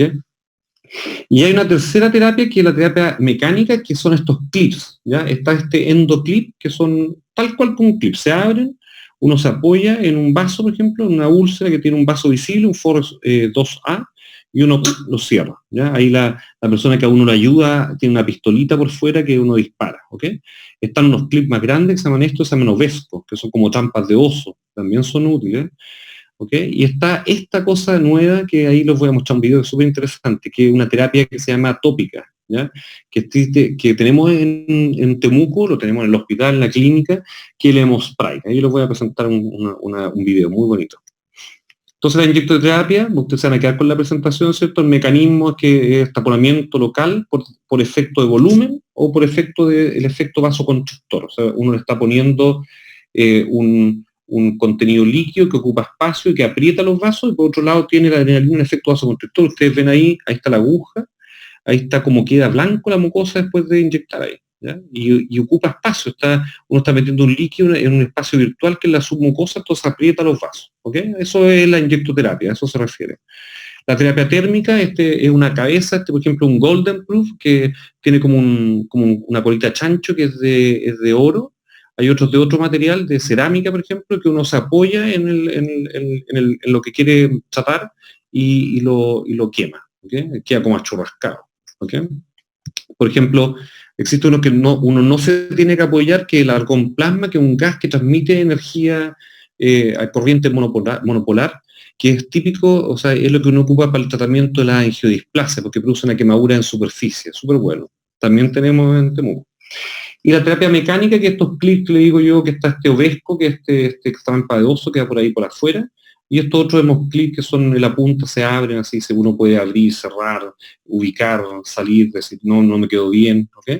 Y otra de las terapias mecánicas es que yo no voy a hablar en detalle, porque el doctor Ríos creo que tiene la presentación de hemorragia varicial, es de ligadura de varices, por ejemplo, que uno le pone un elástico, estas son unas varices, ven la flecha ahí, estos son como unas venas feas, ¿cierto? Unos gordos, que son como venas de las piernas, ¿cierto? Pero están en el esófago, se ven en pacientes cirróticos, y uno les pone unos elásticos como estrangulando estas varices, ¿okay? Y después eso, se muere ese tejido y se reemplaza esta vena que tiene riesgo de sangrar por una cicatriz. ¿Ok? Y está esta terapia tópica que les voy a mostrar ahora en video, que es como una pistolita, ¿cierto? Tiene una sonda que uno la mete por el canal de trabajo del endoscopio, aparece esta sondita de la punta, y uno, por ejemplo, da vuelta a esta cosa, aprieta un botón y sale un gas. Y ese gas le saca el agua a la sangre, impresionante. Mire, así como historia les cuento que, estoy poniendo fome, pero esto se ocupaba inicialmente para los heridos de guerra, ¿ya? Los gringos la inventaron y a los pacientes, no sé, que les caía una bomba, quedan amputados y les queda la femoral chicoteando, ¿cierto? Botando sangre así, pero en jet arterial, se morían de sangrado, llegaban, uno les ponía este spike y se separaba el sangrado, ¿no? Se morían de cualquier cosa, pero no del sangrado. Y por tanto se hizo este estudio en ratitas, se le agarró una arteria gastroduodenal, se abocó al estómago, o sea, quedó un modelo de sangrado activo, ¿sí? con arteria, y le morían una sonda por la nariz a estas pobres ratitas y le inyectaban estas cosas y paraba el sangrado, ¿ya? Y es así, o sea, el paciente está sangrando y el sangrado para de inmediato. Es una cosa impresionante. Ahora, créanme que, ¿cuál es el problema de esto? Es que uno es el costo. Claro, esta pistolita, cada disparo cuesta 500.000 pesos, ¿no? O sea, este Mospray cuesta 500, 600.000 pesos, que es lo que uno gasta. Entonces, por lo tanto, uno trata de hacer todo lo otro, y si lo otro no resulta, uno ocupa Mospray. Esa es la indicación actual. Esto es, por ejemplo, aquí yo les voy a avanzar un poco el video para que vean. Acá, créanme que aquí hay un sangrado, ahí le están poniendo un clip, por ejemplo. Ahí lo tienen ahí lo soltaron. Ahí quedó el clip suelto. Pero el sangrado es un clip. Primero créanme que lo inyectaron, por eso se ve blanco esta zona, no paró. Le pusieron un clip, no paró. Le pusieron un segundo clip, ahí le están poniendo un clip, ahí lo soltaron. Tampoco paró, ¿cierto? Esto es una úlcera probablemente duodenal, grande, sigue sangrando. No en jet arterial, pero sí en napa. Y aquí entonces se meten con, mira, 1, 2, 3, 4 clips, ya no pasa nada, y se meten con, aquí está, esta es la sonda y le van a poner, está sangrado activamente, ahí, y le van a poner el spike y listo, se paró. Así, es impresionante, llega a rabia en realidad, ¿ya? Que uno, más lo que se sufrió haciendo la endoscopía, y es impresionante, ¿no? Pero el problema es el acceso, no todos tienen. A nosotros nos llegó hace un año, por ejemplo, el hospital probablemente hace 1 año y medio, y es caro. ¿Ya? Así que, ahora, lo importante es, exceptuando la cosa del hemostrike, que es una cosa más nueva, cuando uno hace terapia endoscópica, es importante siempre hacer terapia doble. O sea, nunca hacer, por ejemplo, una úlcera gástrica solamente inyectoterapia, siempre hacer inyectoterapia más termocoagulación, o inyectoterapia más clips. ¿Ya? O sea, ese es un concepto súper importante, que la terapia dual, o sea, de dos cosas, es mejor que hacer una cosa. Así que eso es como un concepto importante, pero ya es más específico de la parte gastroenterológica. Y por último, entonces, el manejo post-endoscopía. Ahora, después que el paciente se estratifica, usted lo evalúan, ¿cierto? En la urgencia, establecen la posibilidad de sangrado, ustedes hacen como una idea general de cuál podría ser el origen según los síntomas, o el cuadro clínico, o la anamnesis. Ven cuánta estiman las pérdidas, lo reaniman inicialmente, ¿cierto? En la urgencia le piden examen de laboratorio, lo estratifican en riesgo según los exámenes de laboratorio, según los datos en este score que se llama Blackford, Glasgow-Blackford. Le hacen según ese score la endoscopía en diferido, o si es bajito, ¿cierto? O lo dejan hospitalizado, le hacen endoscopía luego. ¿Cierto? Y la hacen antes de la endoscopía, antes de llegar, cuando están en la urgencia o en medicina, donde sea, ¿cierto? Le pasan 80 miligramos de omeprazol en bolo y después siguen con 40 cada 6 hasta que le hagan la endoscopía, y le hacen una endoscopía y le hacen terapia dual. Por ejemplo, una úlcera duodenal, le hacen inyectoterapia y lo queman con termocoagulación bipolar, por ejemplo. ¿Ok? Y después, entonces, el omeprazol. Aquí está el trabajo del efecto del omeprazol en el sangrado recurrente después de la terapia endoscópica, ¿ya? Y en realidad se enrolaron también, otro trabajo en New England, ¿cierto?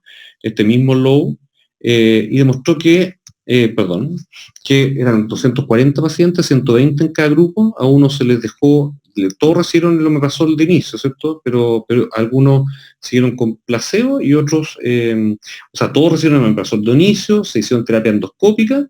Pero hay un grupo que después de hacer esas dos cosas, el bolo de 80 y terapia endoscópica, a un grupo se le siguió con omeprazol y a otro grupo se le dejó placebo, ¿ok? Y el resangró 8 pacientes con el grupo omeprazol, que era 6,7%, versus 27 en el grupo placebo, que era 22%. O sea, el resangrado es mucho mayor en el grupo que no recibió omeprazol después de la endoscopía, en donde se hizo terapia, ¿ok? 3 pacientes del grupo Embrazol versus 9 requirieron cirugía, así que también es significativo, no fue estadísticamente significativo, pero los valores, o sea, es menos, ¿no? ¿Ya? ¿Ok? Y la mortalidad no fue muy concluyente, así que la conclusión de este trabajo fue que después de la terapia endoscópica por úlcera péptica, altas dosis de infusión de omeprazol disminuyen en forma importante el riesgo de sangrado recurrente. ¿Ok? Ahí está más o menos cómo se hizo el trabajo. ¿Sí? Bueno, ¿qué otro manejo? Creo que quedan muy pocas diapositivas. Manejo post-endoscopía, una vez que ya el paciente se trató, ¿cierto? Es verlo del Helicobacter, ¿eh? Para los más jóvenes, esta es una bacteria que vive en el estómago, la tenemos más o menos un 60% de la población en Chile, tiene más o menos como 50%, 50% de la población mundial, en Chile como 60% de la población chilena tiene Helicobacter pylori. Es una infección que o sea, es una bacteria que se asocia a riesgo de gastritis crónica, de cáncer gástrico y de úlceras gástricas o duodenales, ¿ya? O sea, cuando uno tiene un paciente con una úlcera duodenal, hay 2 grandes causas. Uno, Helicobacter pylori, o el otro, uso de antiinflamatorios, ¿ya? Así que obviamente que en un paciente que uno le hace una endoscopía es importante saber si tiene la bacteria, sobre todo si tiene una úlcera gástrica. Ahora, hay pacientes que tienen un sangrado activo en yeta arterial que uno se preocupa de tratarlo endoscópicamente, está lleno de sangre, está comprometido hemodinámicamente, da lo mismo, el Helicobacter será más adelante. Uno puede pedir un test no invasivo, un antígeno en deposición o lo que sea, ¿cierto? Pero es importante saber cómo tiene el Helicobacter, si lo tiene hay que matarlo, ¿ok? Bien. Ahora, hay un grupo paciente que es poco, es más o menos como un 5% que sigue con resangrado. O sea, que resangra a pesar de que uno le dejó el omeprazol endovenoso en bolo, le dejó 40 cada 6 por 72 horas, le hizo terapia, lo reanimó correctamente, fue restrictivo con las transfusiones de glóbulo rojo, le hizo endoscopía, le hizo terapia dual, ¿cierto? Todo perfecto, ¿cierto? Pero hay un grupo de pacientes que sangran de nuevo. Entonces, ¿cuáles son las opciones? Uno, en repetir, o sea, la ESC recomienda hacer un segundo intento, o sea, meterse nuevo, hacer algún intento. Ahí tenemos, ojo, el Hemospray ahora, ¿ya? Pero uno podría eventualmente usar estos clips, si uno no usó estos overscope clips, que son estos ovescos, estos grandes trampas de oso. Así que eso, o inyectar nuevamente o lo que sea. Y si el segundo intento fracasa, ahí hay 2 cosas que uno puede hacer actualmente en Chile, ¿cierto? Y en todo el mundo, que es ir a embolizar la arteria que está sangrando o cirugía, ¿ya? Yo tengo un paciente que también hubo un segundo fracaso de terapia endoscópica, el paciente estaba muriendo, en realidad un paciente joven, y fue a pabellón, se operó y anduvo perfecto, ¿ya? Y la embolización también es un procedimiento, ahí lo vamos a ver, quedan 2 diapositivas. La cirugía entonces se usa en pacientes con hemorragia exsanguinante que no se compensan, que uno nunca logra, por ejemplo, hacer endoscopía, podría ser una opción. En pacientes o en lugares en donde no hay terapia endoscópica disponible, no hay endoscopio, gastroenterólogo, lo que sea, o en un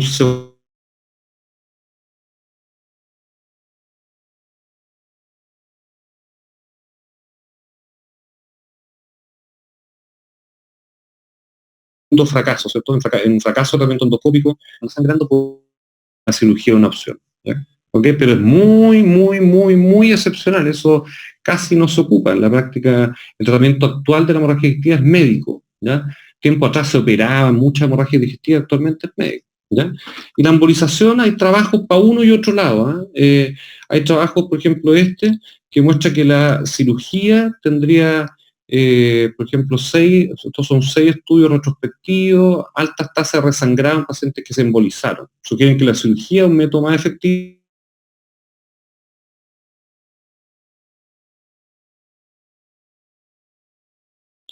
Doc, sabe que estamos con algunos problemas de audio, se le corta un poco el audio, no le escuchamos en Pero este hay otro momento. trabajo, ese de cópica, que compara también cirugía versus embolización. ¿Perdón? ¿Aló? Estoy terminando. Sí, no, sí, bueno, adelante. Perdón, ¿qué pasó, Cristian? Porque hay unos momentos en que se queda sin audio, Ah, pero ya. ahora se le escucha bien de nuevo. Ok, quizás No, lo que pasa es que me estaba llegando una llamada y yo creo que cuando me llamaron me estaba quedando sin audio. No, entonces, en los pacientes que fracasan, recurren o fracasa la terapia endoscópica, y las opciones son dos. Uno es la cirugía, que es súper excepcional, y la otra es la embolización de la arteria culposa, ¿ya? La embolización por los más jóvenes es meterse por una arteria, habitualmente se elige la arteria femoral, y el radiólogo intervencional, que es un radiólogo especialista en meterse por arterias, ¿cierto? Va hacia probablemente el tronco celíaco, se mete por la gastroduodenal, va a ver cuál es la arteria culposa y la emboliza, le pone histoacril o le pone alcohol o cosas así que hacen que la arteria se tape, ¿ya? Y produce, aparte para el sangrado, tiene riesgo, puede producir una necrosis, una isquemia esa zona, ¿ok? Así que hay estudios que muestran, primero que mostré yo, este estudio que es del 2014, que muestra que probablemente la cirugía es un poco mejor porque la embolización, perdón, es muy, tasa de resangrado es alta, y hay otro estudio que está acá, que es un poco más viejo, el 2011, que muestra que la embolización es un poco más efectiva. Así que hay para los dos lados, eso es bien discutible, probablemente depende mucho de la experiencia de cada centro. Nosotros en Temuco tenemos la ventaja que tenemos dos radiólogos o tres intervencionales extremadamente habilidosos. Está el doctor Klein, doctor Tapia, ustedes lo conocen mucho a ellos, son gallos súper buenos y que están súper comprometidos y uno los tiene ahí y cuando uno los necesita están, ¿ya? En el hospital y en cualquier clínica, ¿no? Clínica alemana principalmente, no sé el resto. Así que es una opción. Nosotros tuvimos recién una paciente que con COVID, que hizo una hemorragia digestiva, o sea, no, en realidad no fue una hemorragia digestiva, hizo una hemorragia espontánea del músculo recto, que se abrió la pelvis, tenía como 2 litros de sangre, y en la noche, a las 11 de la noche, tuve que llamar y fueron y le hicieron una embolización electiva y se paró el sangrado, ¿ya? Así que es una opción. La cirugía también, si uno convence al cirujano, eso a veces cuesta, o al anestesista, pero también podría ser una opción. Eso es todo. Yo sé que es una clase larga, ¿cierto? Pero es un tema súper importante, todos lo vamos a ver. Yo creo que no hay ningún médico que en algún momento no se vea enfrentado a una hemorragia digestiva, sea donde sea que esté. Por eso es importante tener un orden y tener, bueno, saber lo que hay que hacer y actuar de manera correcta, ¿no? ¿Ya? Y esta última diapositiva es nada, es comentarles, es desearles que se cuiden, vienen semanas complejas. Bueno, muchos de los que están aquí escuchando también hacen turno en urgencia o en UCI o lo que sea, pero no crean que esta cosa que va bajando, o una sensación que va bajando esta cosa del COVID es real, ¿eh? Yo creo que una vez que se abran las cuarentenas, esta cosa se viene fuerte, viene una segunda ola, así que mi llamado es a que se protejan. eh, Ojalá Dios quiera que esto de poder darnos las manos y abrazarnos sea pronto, pero yo creo que de aquí a unos meses más hay que cuidarse y cuidarse mucho, ¿ya? Así que eso es todo, muchachos. Entonces ahora, Cristian, me abro espérate, achico la pantalla, ¿qué hago? No, queda como está nomás, Doc. Ah, ya. Sí, muchas gracias por su clase, Entonces, Doc. Vamos a proseguir ya, entonces con las preguntas. Ya hay varias preguntas de la audiencia. Vamos a ya. empezar a leerlas. Dicen, si hay alguna evidencia de uso de algún otro prokinético en caso que no haya eritromicina. No, mira, yo no he encontrado, o sea, por ejemplo, que es lo que tenemos nosotros, no he encontrado uso de Dislep, tenemos nosotros, no he encontrado metoclopramida. El tema de la eritromicina es que los utilinas son receptores altos, la eritromicina mucho el peristaltismo de la zona alta del tubo digestivo, del estómago y del. Doc, sabe que estamos con problemas de audio. Otra vez se le escucha bien cortado. No lo escuchamos en este momento.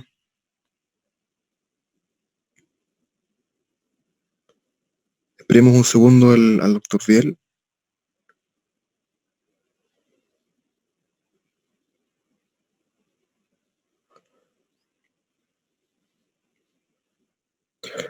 Doctor, sabe que no le escuchamos en este momento, voy a pedirle que revise por favor su Ahí sí, conexión. ahí sí, no, ahí sí. ¿Ahí me escuchan? Sí, ahí se le escucha, sí, correcto. Ya. Así que eso. Yo no ocupo ningún probiótico. En Estados Unidos se ocupa harta eritromicina, que ellos tienen. Nosotros, en algún momento de repente aparece eritromicina y yo lo he ocupado creo un par de veces, pero habitualmente no.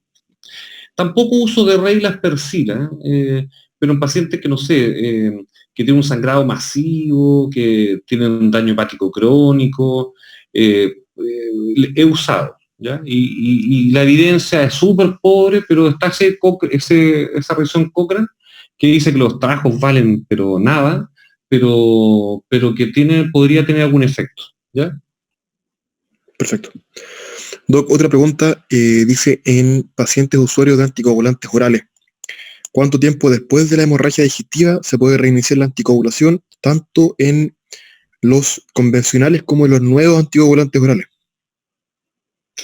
Mira, en la guía de la ESGE, yo creo que tengo escondida esa diapositiva, pero hay un cuadradito con respecto a eso, específicamente. ¿ya? Y, por ejemplo, estos inhibidores de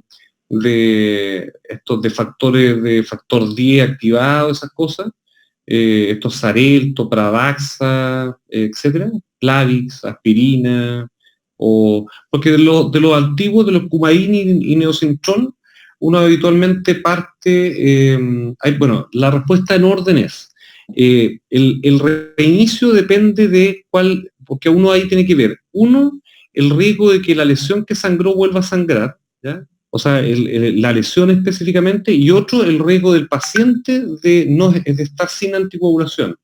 Porque si el paciente tomaba aspirina, porque no sé, porque es diabético, probablemente ese paciente no me voy a urgir en reiniciarle muy precozmente la aspirina, me puedo dar un tiempo. En cambio, si el paciente tiene un alto riesgo de hacer un evento trombótico, por ejemplo, no sé, se hizo una coronariografía hace una semana y tiene un stent puesto hace 3 días, no sé, o 7 días, y la posibilidad de yo suspenderle mucho tiempo el anticoagulante, aumenta mucho el riesgo de que ese paciente se infarte.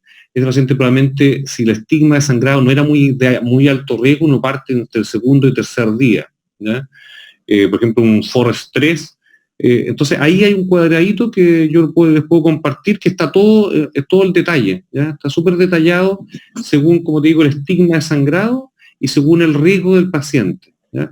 En un paciente con una enfermedad mitroaórtica, con recambio valvular mitroaórtica mecánico, ¿cierto? Que no es biológico, que tiene un alto riesgo de embolía, es un paciente de alto riesgo, yo quiero reiniciarle rápido, uno a veces se tiene que arriesgar, ¿no? O sea, aquí hay muchas veces que y hay otro, en esa misma tablita, hay una parte que en pacientes de muy alto riesgo y de estigma de alto riesgo sería lo peor, ¿cierto? La combinación más mala, en pacientes que tienen alto riesgo de trombosis, pero tiene alto riesgo de resangrado, a veces hay que consultar con el experto, con el cardiólogo y tomar una decisión con el paciente consensuada.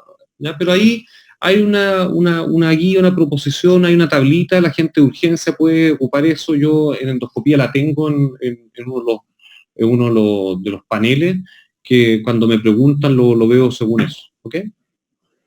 Perfecto. Doctor, otra pregunta. Dice, en caso que se decida el manejo ambulatorio de la hemorragia digestiva alta, probablemente igual se administra omeprazol endovenoso o no se deja. ¿O qué medicamento se deja de forma oral? No, porque mira, en un paciente que se va a manejar ambulatorio, que tiene un Glasgow Blackford bajo, ¿cierto? 0 a 2, probablemente la posibilidad de terapia endoscópica es muy baja, ¿cierto? Lo que les puse ahí en la diapositiva.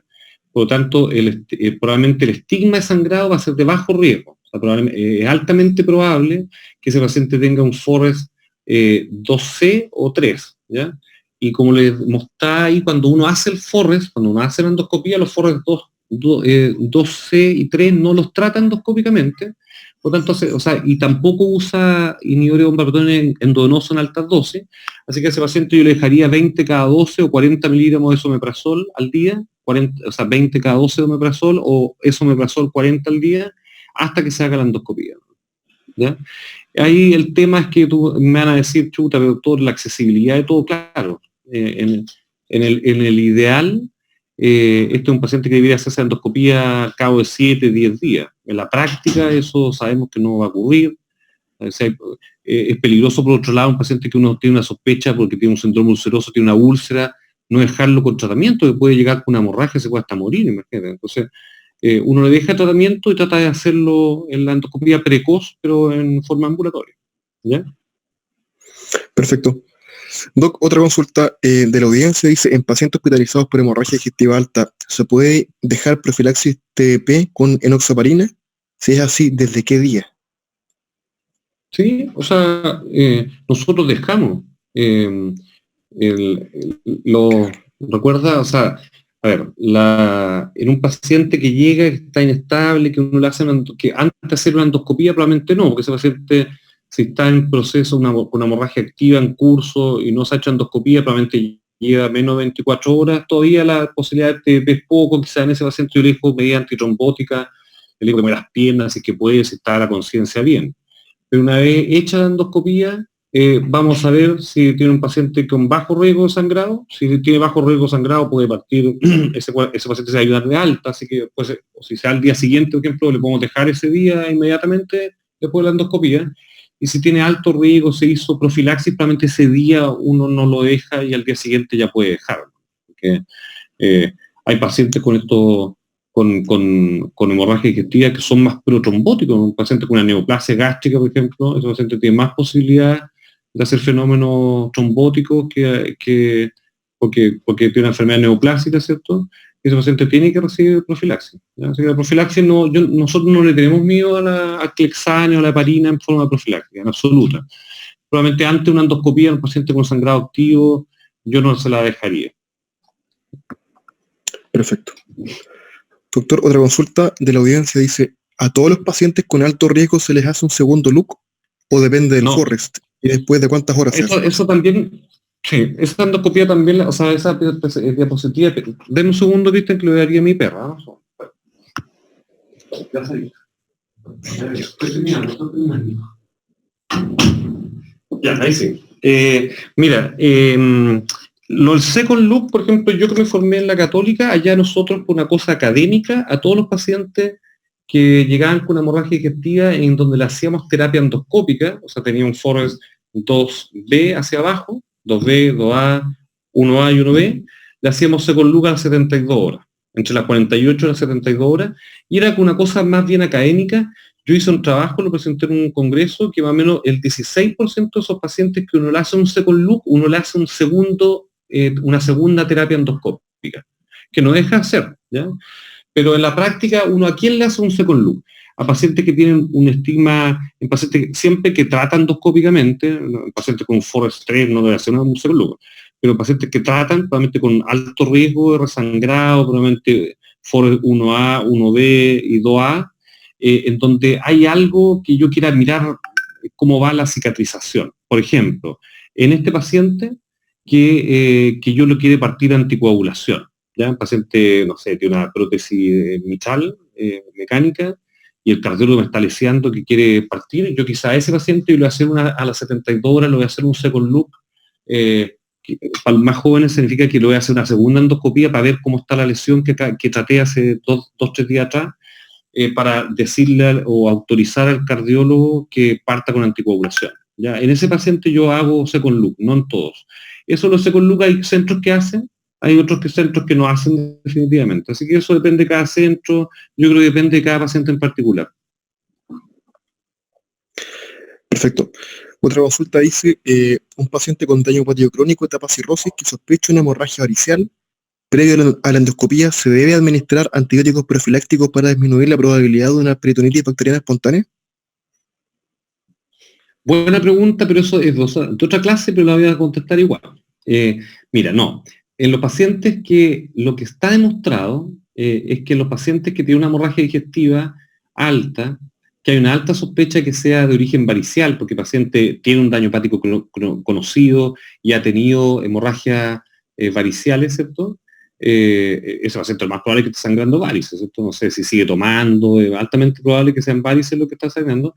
Y ese paciente lo que uno podría hacer preendoscopía es pasarle terlipesina, antes de hacer la endoscopía. Eso tiene alguna evidencia que podría nuevamente aumentar la posibilidad de que cuando uno hace la endoscopía, esa varice ya no esté sangrando, ¿ya? Ese es el plus que tendría la terlipesina antes. Yo no estoy diciendo que le dejaría terlipesina a todos, exclusivamente a grupos, no sé, un paciente que llega a 50 años, bueno para el copete, con cirrosis conocida o con estigma hepático crónico, con alto riesgo que sea hemorragia varicial, a ese paciente antes de la endoscopía uno le puede pasar 2 miligramos de terlipesina, que es la carga, ¿ok? Y después seguir, no sé, se hace la endoscopía, se liga, y uno le parte 2 miligramos cada 4 horas por 24 horas, después uno se baja a 1 miligramo cada 4 horas hasta completar 73 a 5 días. Eso es como la terapia de terlipesina. Ahora, efectivamente, los antibióticos en hemorragia varicial tiene un efecto en disminuir el resangrado. Eso en la parte del daño hepático crónico, probablemente Rolando, si ya le hizo la clase, les dijo que los pacientes que tienen hemorragia varicial, la ceftriaxona, la cefalosporina de tercera generación, aumentan la posibilidad, disminuyen la posibilidad de resangrado. O sea, dentro de la terapia de la hemorragia digestiva está el dejar la Cantex 2 gramos o 1 gramo a los pacientes con hemorragia digestiva, porque disminuyen el riesgo de resangrado. ¿Y por qué disminuyen el riesgo de resangrado? Porque efectivamente disminuyen en esa hospitalización la posibilidad de que haga una peritonitis bacteriana espontánea. Al hacer una infección se producen una serie de cambios hemodinámicos, ¿ya?, que hacen que este vasito que se había tapado con una fibrinita vuelva a sangrar, ¿ya?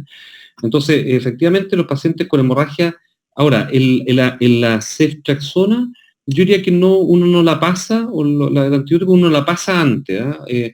Lo que uno pasa antes en un paciente con sospecha varicial, la terlipesina, y la ceftriaxona no parte después de tener una endoscopía en donde el paciente tiene varice que ligó. No sé si hay un trabajo, desconozco, yo creo que no, en donde la ceftriaxona pre-endoscopía tenga algún efecto. Yo creo que la ceftriaxona como terapia sí, de terapia de hemorragia varicial, porque disminuye el riesgo de resangrado al disminuir el riesgo de PD, pero en pacientes que tienen una hemorragia varicial con varices que fueron ligadas.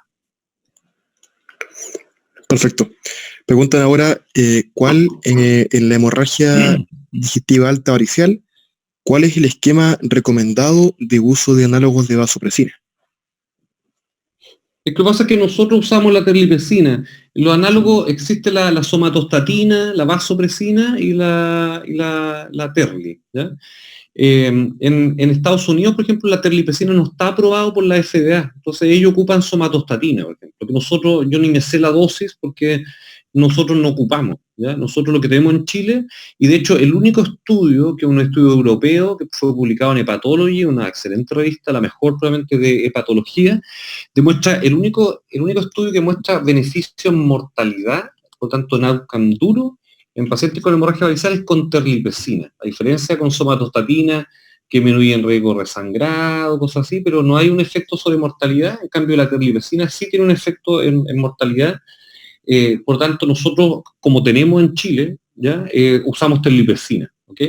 Ahora, la terlipesina, la dosis que usamos son 2 miligramos preendoscopía, en un paciente nuevamente con alta sospecha de sangrado varicial, y después le dejamos 2 miligramos, que completamos 24 horas con esas 2 miligramos cada 4 horas, y después nos bajamos a 1 miligramo cada 4 horas por 3 a 5 días. ¿Ok? Esa es la terapia, más el Acantex, más el antibiótico. Perfecto. Doctor, última... perdón, me faltan 2 preguntas. Hay una persona que pregunta si hay disponibilidad de endoscopía en la clínica alemana. Una pregunta que probablemente en el contexto actual tiene harto valor para esta persona. Mira, en el hospital regional se están haciendo endoscopías de urgencia solamente, no se está haciendo nada electivo, al igual que en la clínica. En la clínica estamos haciendo tema de turnos, los gastroenterólogos estamos haciendo 3 días de turno y no estamos, para no enfermarnos todos en realidad y que no quieran barrar, estamos haciendo endoscopías solamente de urgencia. ¿Cuál es considerada una urgencia? Realmente hemorragia digestiva, alta o baja, paciente cuerpo extraño, esofágico, ¿cierto?, o donde sea, pero esofágico habitualmente, y la otra indicación es probablemente una alta sospecha de cáncer de neoplasia. Nosotros ahora en la clínica el lunes vamos a partir con esta consulta online, Entonces, claro, ahí si tenemos un paciente que ha bajado de peso 5 kilos, tiene más de 50 años y tiene síntomas de anemia o hay alguna sospecha de una neoplasia, eso probablemente también es un paciente que hay que hacerla luego. O tiene melena o hematoquesia y tiene baja de peso, tiene más de 50 años, puede ser un cáncer de colon, lo que sea. Así que probablemente en ese grupo vamos a incluir neoplasia, cuerpo extraño y hemorragia. Así que sí, estamos haciendo en la clínica alemana un turno montado. Perfecto. Una última pregunta, dice, en caso de que un paciente presente hemorragia digestiva alta, con hemoglobina bajo 7 y detención espontánea de la hemorragia, sin hallazgo en la endoscopía ni colonoscopía, y que posteriormente mejora la hemoglobina, ¿se continúa estudiando o se deja en control ambulatorio? No, o sea, si llega con una hemorragia que con hematocrito menor a 7 de inicio, probablemente ese paciente hay que transfundirlo, ¿cierto? Hay pacientes que efectivamente llegan con hemoglobina, tú lo has visto, Cristian, y mucho, con hemoglobina de 6, 7 y lo toleran muy bien, probablemente eso no es un sangrado activo masivo, o sea, el paciente que tenía hematocrito o una hemoglobina de 13, 14 y que llega a 7 de una en un día, en horas, ese paciente va a ser compromiso hemodinámico, va a estar pálido, se va a sentir pésimo, los métodos compensatorios no van a ser lo adecuado y el paciente va a llegar taquicárdico, sudoroso, pálido. En cambio, hay un grupo de pacientes que efectivamente tienen sangrados más crónicos, por ejemplo, cánceres o estas angiodisplasias, que generalmente son sangrados como en napa y de poca cuantía que dan sangrados crónicos. Entonces, claro, en ese paciente, ahora, por definición, bajo 7 uno transfunde. ¿Ya? Claro, 6,9 si lo tolera el después, puede uno evitarlo, pero ese paciente se va a demorar mucho en recuperar una hemoglobina normal para hacer una vida como decente. O sea, ese paciente con 7 hemoglobina solamente va a caminar una cuadra un poco rápido, se va a cansar. Entonces, bajo 7 transfundir siempre.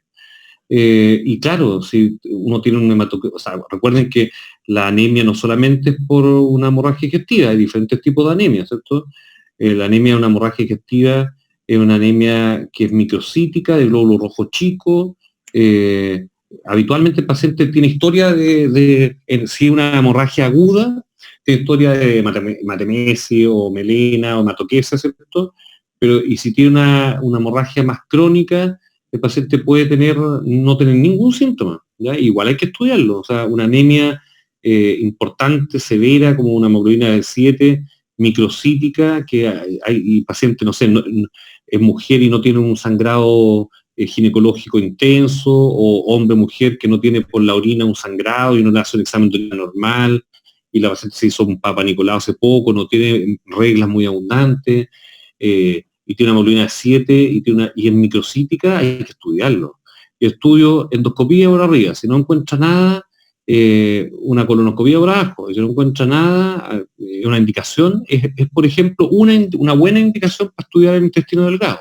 Eso, yo creo que el 80% de los pacientes que se hacen cápsula o enteroscopía doble valor en Chile son por anemia de origen oscuro, que se llama, que más o menos es el tipo, o sea, un paciente que no se da cuenta que tiene anemia, que lo tolera bastante bien, que tiene una hemoglobina baja, que es microcítica, y que tiene 2 endoscopías por arriba normales, una colonoscopía o 2 al menos por abajo normales, ¿ya? Es una buena indicación para estudiar el intestino delgado. Hay incluir dentro de los diagnósticos diferenciales la enfermedad celíaca, ¿cierto? Nosotros los gastroenterólogos buscamos mucha enfermedad celíaca, como buscamos, encontramos. Hay pacientes que han sido toda la vida catalogados como colon irritable, que andan hinchados, que tienen diarrea de repente, y que tienen dolor de guata, y son medio depre, medio raros y de personalidad. Hay un grupo grande de esos pacientes, no tan grande, pero hay un grupo importante de esos pacientes que son celíacos. Entonces a ese paciente, cuando uno le hace una endoscopía, por eso es súper importante que ustedes, cuando pidan una endoscopía, siempre pongan el diagnóstico, porque si yo, por ejemplo, es un paciente que no lo veo muy pálido, y uno en endoscopía no tiene el tiempo para hacer anamnesis. Entonces, si usted no pone el diagnóstico, yo no le voy a mirar el duodeno con cara de celíaco. En cambio, si ustedes me ponen anemia microcítica en estudio, probablemente una de las cosas que yo voy a mirar dirigidamente son las vellosidades del duodeno. Uno ahí en esos pacientes puede hacer hartas cosas. Uno puede meter agua y meterse bajo el agua, así como abajo en la piscina, y como que las vellosidades se agrandan, como que el agua hace un efecto de lupa. O lo otro es que en la clínica alemana y en el hospital tenemos unos endoscopios maravillosos que podemos hacer magnificación, cromoendoscopía, que permiten ver las vellosidades así, pero impresionantes. Casi que uno ve de hecho los vasitos sanguíneos, casi como el glóbulo rojo pasando por los vasos. ¿Ok? Así que eso. Perfecto, doctor. Muchas gracias nuevamente por su clase y por la respuesta a todas las preguntas de la audiencia. Ya, pues, no sé, espero que les haya gustado, así que a muchos nos vamos a estar viendo en clases, no sé, de los que son más chicos en semiología, en medicina interna, y a los más grandes, a los internos, yo les recuerdo que yo siempre a los internos de medicina le hago pasos, soy medio flojo, así que si no me cargo sean, o sea, más que flojo, tengo estoy muy ocupado, entonces, si no me cargo sean, pero yo tengo tiempo disponible por horario de uso para hacer docencia a los internos y a los becados. Así que cuando quieran, hemorragia digestiva, podemos conversar, una cosa más práctica, pancreatitis aguda, hepatitis, lo que sea. ¿No? Ahí estoy disponible para lo que ustedes quieran. Yo, aparte, Cristian, de esta clase de hemorragia digestiva, no me acuerdo con cuál me matriculé, enfermedad inflamatoria, ¿cierto? Eso me gustaría revisarlo y lo coordinamos para la próxima semana probablemente, doc. Sí, ustedes me avisan. Perfecto. ¿Ya? Tuvo Ya, la doctor, audiencia muchas gracias. muy bueno, ¿no? Ya, muchachos, Gracias, doc. que les vaya muy bien. Gracias.